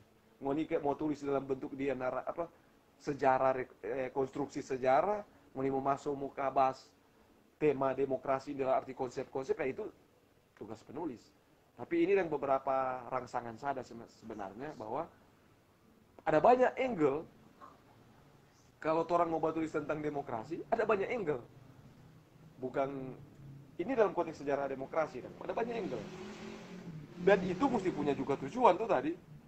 Karena orang coba bahas-bahas tentang demokrasi ini, kalau dia juga di hari ini orang tidak bisa nggak bisa dan punya relevansi dengan persoalan demokrasi hari ini kan, itu cuma mau jadi sekedar teks.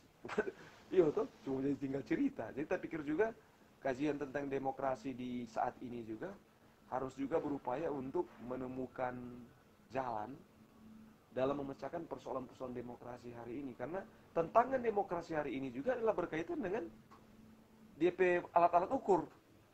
Pemilu, ideal-ideal visi tentang pembangunan, gambaran tentang kebebasan manusia. Kan berhubungan dengan itu tuh. Oh, satu orang satu suara. Itu di balik itu ada ideologi kebebasan di situ. Karena kalau dulu tidak begitu.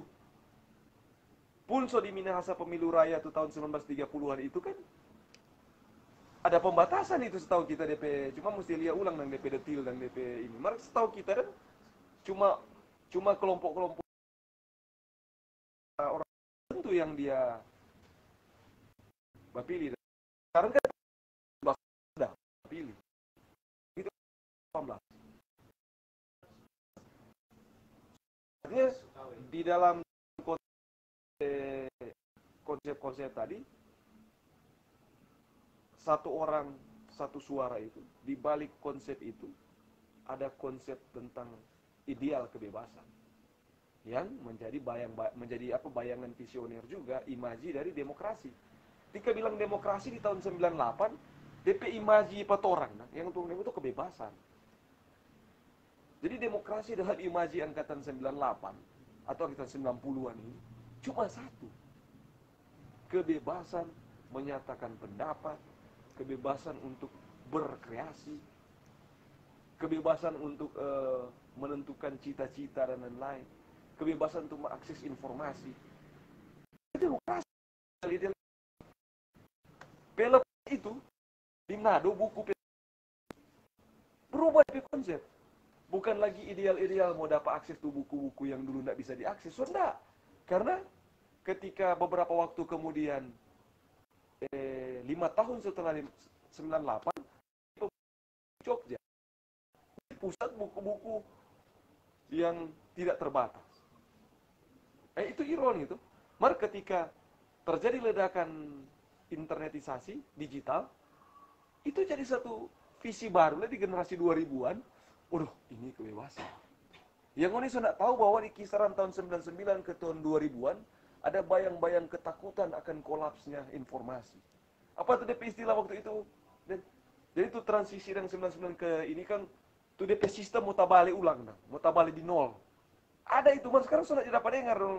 Padahal di situ ada ketakutan, maksudnya menyambut dengan itu milenium baru ini. Jadi itu DP hitungan kata waktu di dalam digital itu dan dia mau tabali dan ke titik nol dan dia pe ancaman itu dan sampai sekarang untuk ekonomi mau kolaps. Kan so pakai itu DP kan so ada komputerisasi juga kan di waktu itu.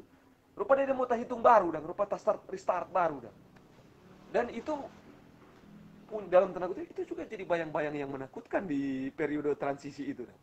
Kalau ngoni kan gue sudah tahu itu. Waktu orang melihat ideal-ideal internet kan di zaman itu ada bayang-bayang itu.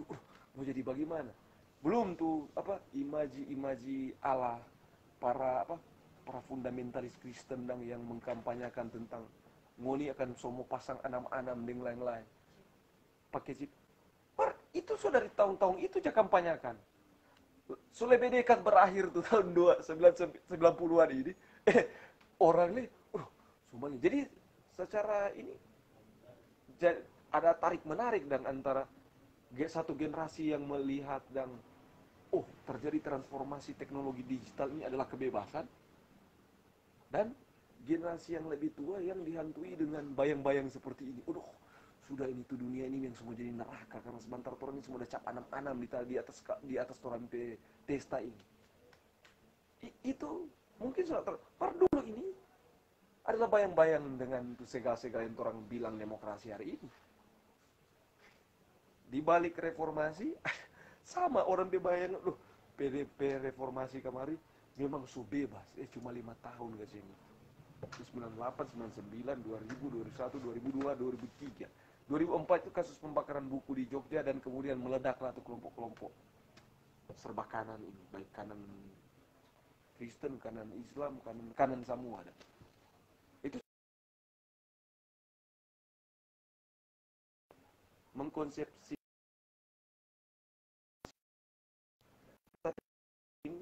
membayangkan visi ke masa depan masih bagaimana yang kau mau.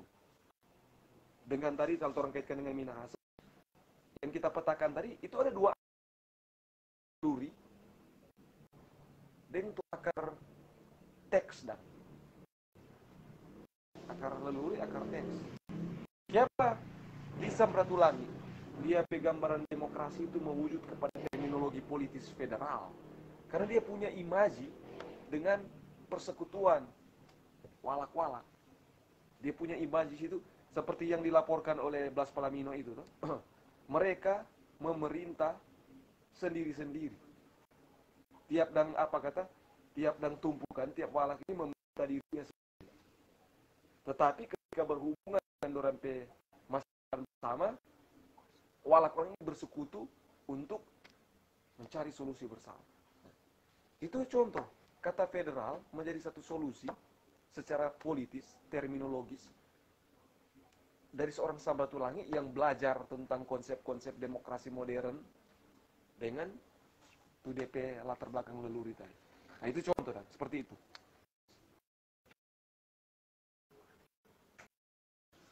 Masih ada benar?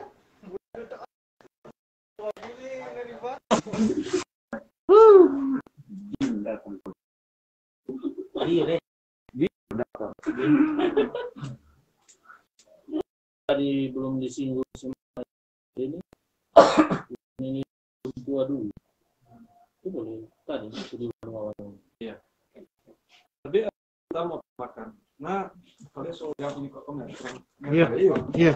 Pertama dulu Mer dari semua leader Mer Iya. ini yang Kita melanjutkan yang Freddy bilang tadi. Jadi memang akhirnya hari ini kata istilah itu yang orang mau pakai. Karena dengan istilah lain sebenarnya dikaji secara kritis kan seolah ada sistem yang lain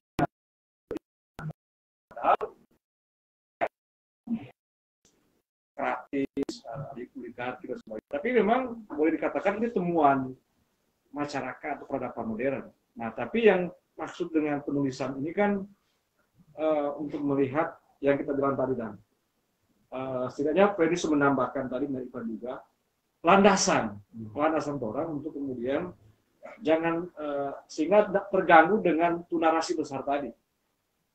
Tapi katakanlah terpakai kata itu menjelaskan inilah demokrasi Minahasa begitu toh. Sebenarnya ini kan bukan istilah pasti bukan istilah dari Minahasa, tapi bahwa yang disebut keterwakilan ya tadi musyawarah, sportivitas toh, dan lain sebagainya ada dalam narasi Minahasa dan begitu.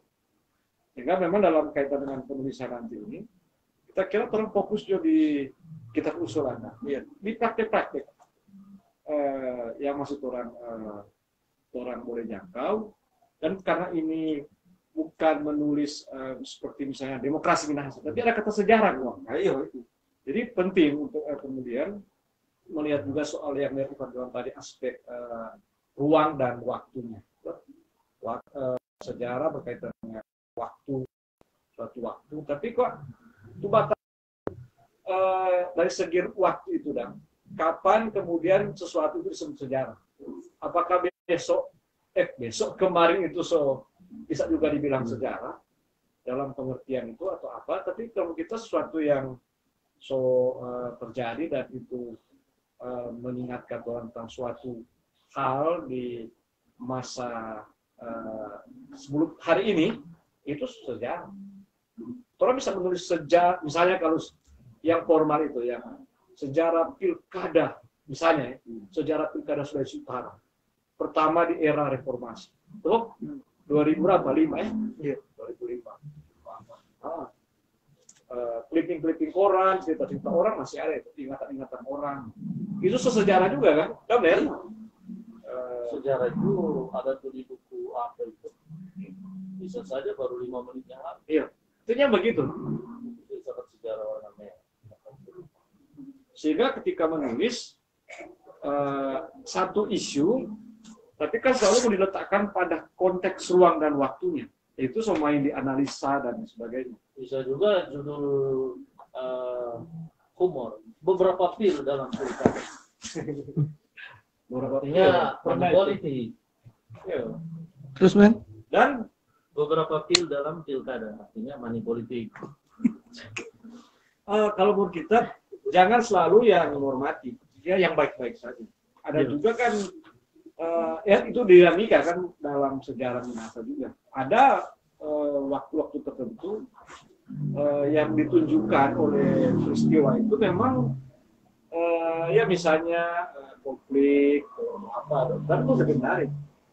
Dan konflik itu kan biasa dalam masyarakat yang demokratis. Tapi bagaimana cara masyarakat merespon, menanggapi, menyelesaikan konflik itu yang menarik. Konflik pilgub misalnya, tuh. Ada satu yang mungkin satu peristiwa pilgub di satu kampung yang membekas atau pernah itu, orang boleh tulis itu. Kenapa terjadi seperti itu? Mungkin nanti di tahap rekonstruksi menemukan bahwa ada pergeseran bahwa karena yang kemudian akhirnya diagung-agungkan dalam narasi besar demokrasi modern itu, sistem Minahasa itu tidak lagi berlangsung.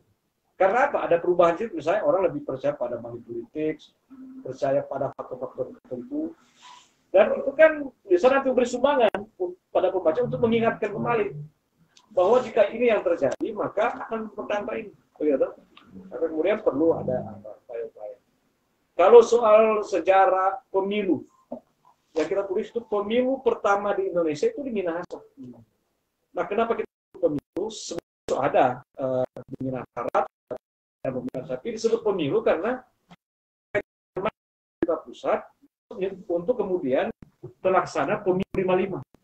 Di sini sudah dilaksanakan pemilu uji coba, Persontongan. tahun 1951. Di sini dan di Yogyakarta. Nanti kemudian menyusul di Makassar dan di Sangin. Yang menarik, di sini sudah dilaksanakan sistem pemilihan langsung. Ya, itu memang logika demokrasi modern. Kenapa? Di sini lebih siap masyarakat di sini. Karena ada pengalaman-pengalaman sebelumnya, tapi tingkat recruiting. Tapi di Jogja sistem bertingkat. Tapi bukan berarti tidak demokrasi, karena sistemnya begitu. Dia ada konteks perwakilan misalnya per desa. Nah, kalau di Papua kan sistem token. Noken. Dan itu ya efektif di sana dan sesuai dengan kultur. Kalau orang mungkin dulu sistem perwakilan per Tarana. Atau yang bermusyawarah itu per Tarana. Yang di Pilawetengan kan itu. Perkelain kan sebenarnya itu. Dan itu kan juga ditujukan di kalau sejarah masa kolonial. Sejarah masa kolonial itu apa? Perbon. Itu ada jejak-jejak demokrasi. Siapa yang kemudian melakukan negosiasi dengan pemerintah dengan Spanyol, POC, perwakilan. Ternyata kultur orang sudah terserahkan kepada orang. Orang pemimpin, orang pasti tidak mengkhianati orang. Dan itu dong, menurut kita kan itu sebenarnya tuh akar yang kalian bilang tadi itu tuh orang sudah punya landasan seperti ini yang perlu orang gali lebih dalam juga kan. Siapa yang dia sampai ke situ tuh? Kan ini menarik sih, maksudnya kan visi ini yang tuh orang mau bawa dan DP ke zaman sekarang lah paling tidak. kalau Riedel dibilang kan biasakan Paat, Supit, Lontong. Ada yang satu kota lagi Lontaan. Iyo, Jarang disebut. ada disebut. Orang kalau di versi lain dia bilang kan ada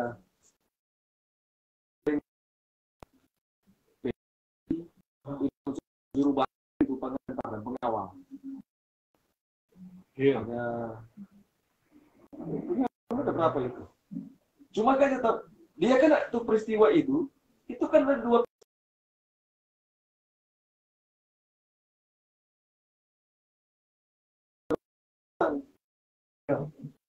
ya dilakukan, tetapi kadang-kala dia tak waktu salah itu tiga nama Tommy ini kan baru pertanyaan nanti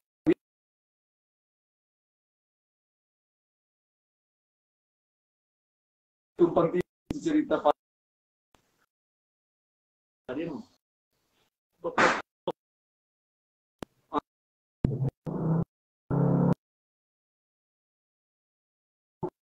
So, Banyak orang tahu tuh belum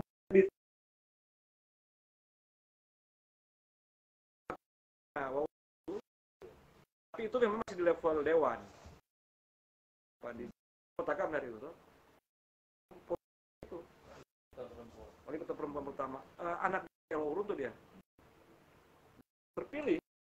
Nah yang dia karena ada masalah ya ada kelompok-kelompok yang oposan apa ya menjatuhkannya karena DP kebijakan itu yang sebenarnya ya boleh orang bilang lebih pro rakyat masyarakat nado dan tapi kemudian kelompok-kelompok tertentu jatuhkan dia dan itu dinamika dalam demokrasi bro. Banyak hal sebenarnya dan itu kan bisa terjadi di gereja juga di komunitas-komunitas semua mekanisme. Jadi jangan terjebak menyebut pada si langsung juga tadi perwakilan aklamasi juga itu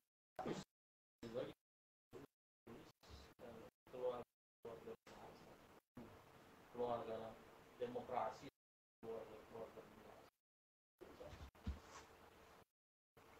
paling itu juga sistem halus itu demokratis. Nah, untuk selanjutnya Iya.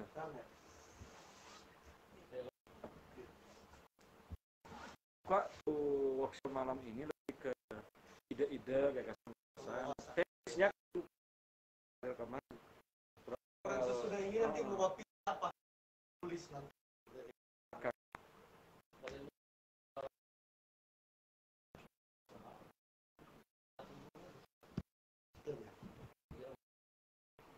Oke.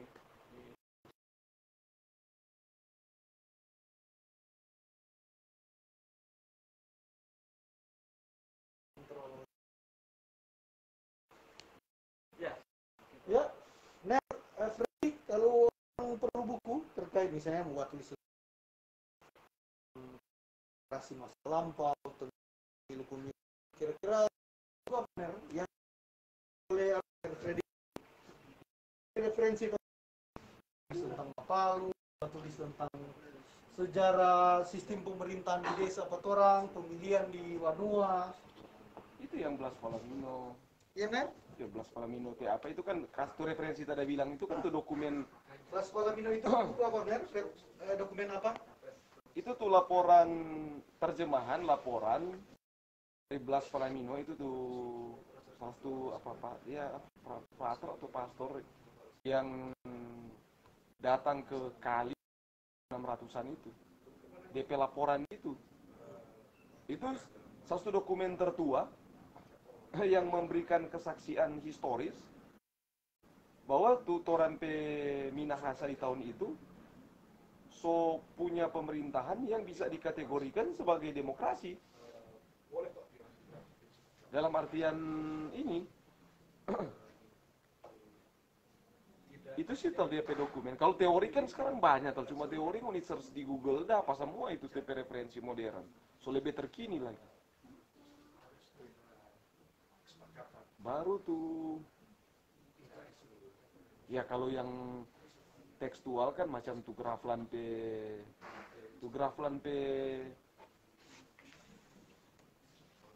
Negeri dan Rakyatku itu di situ juga banyak informasi tentang apa sebenarnya tentang tuh sistem pemerintahan Mapalus tuh dengan tuh lapor di Graflan P apa itu?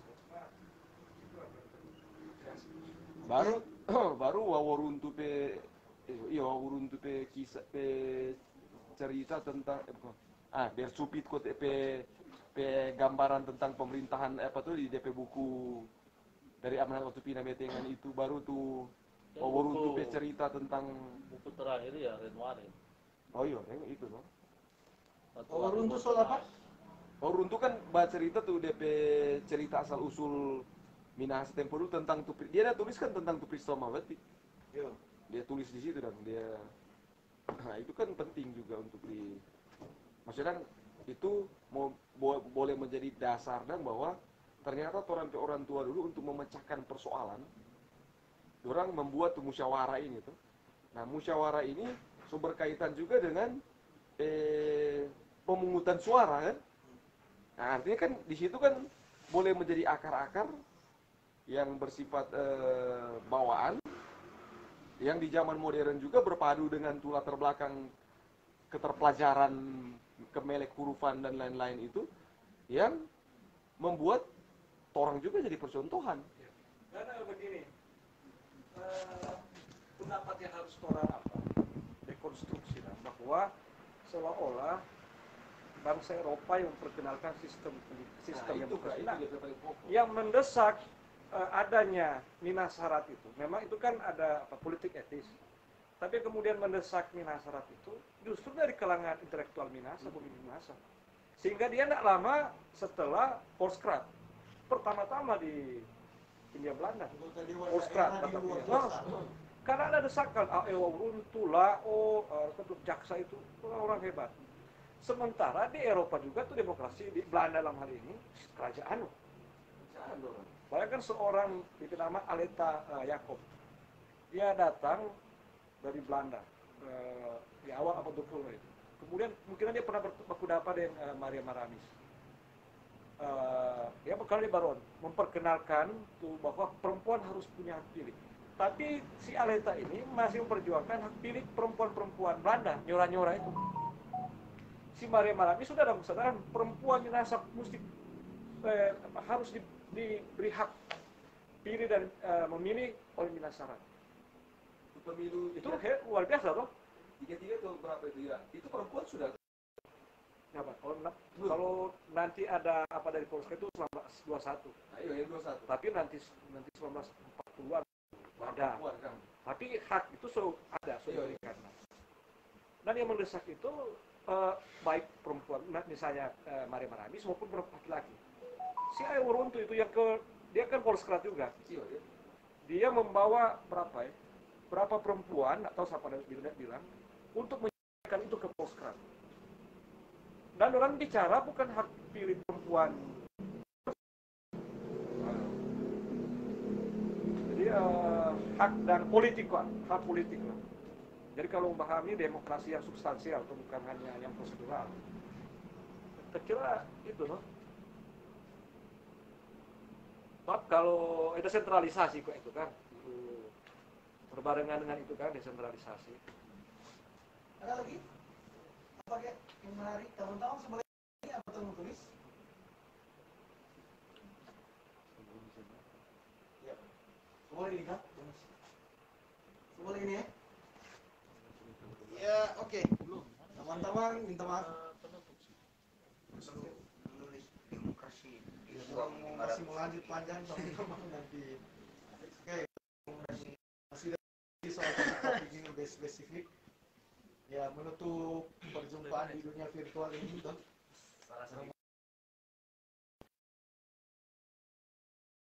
Ada opini dari Amuran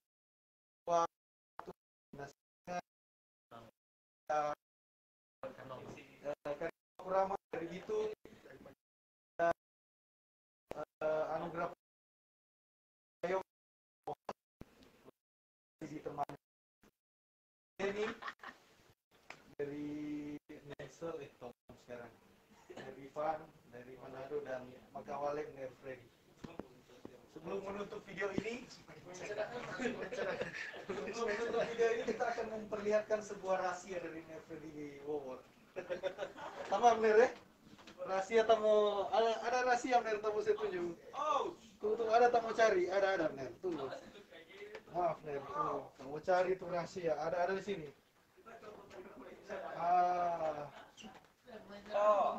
Tunggu ada satu rahasia nih Ner. Kita mau saya tunjuk. Pertama, aduh mana dia ini rahasia? Rahasia. Ini Ner Freddy pe koleksi buku-buku tentang Minahasa. Ya sengaja aja tutus supaya orang nak jali ya. Sebagian koleksi tentang Minahasa.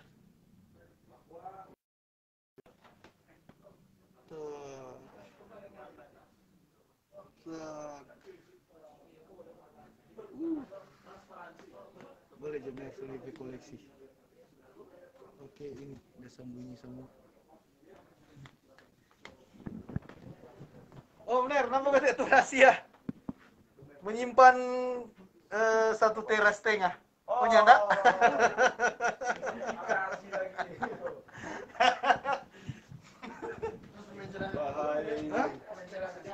Cadangan Vilo, memang buat tulis pilkada dan apa ini? Pilkada berintegritas dan ramah lingkungan.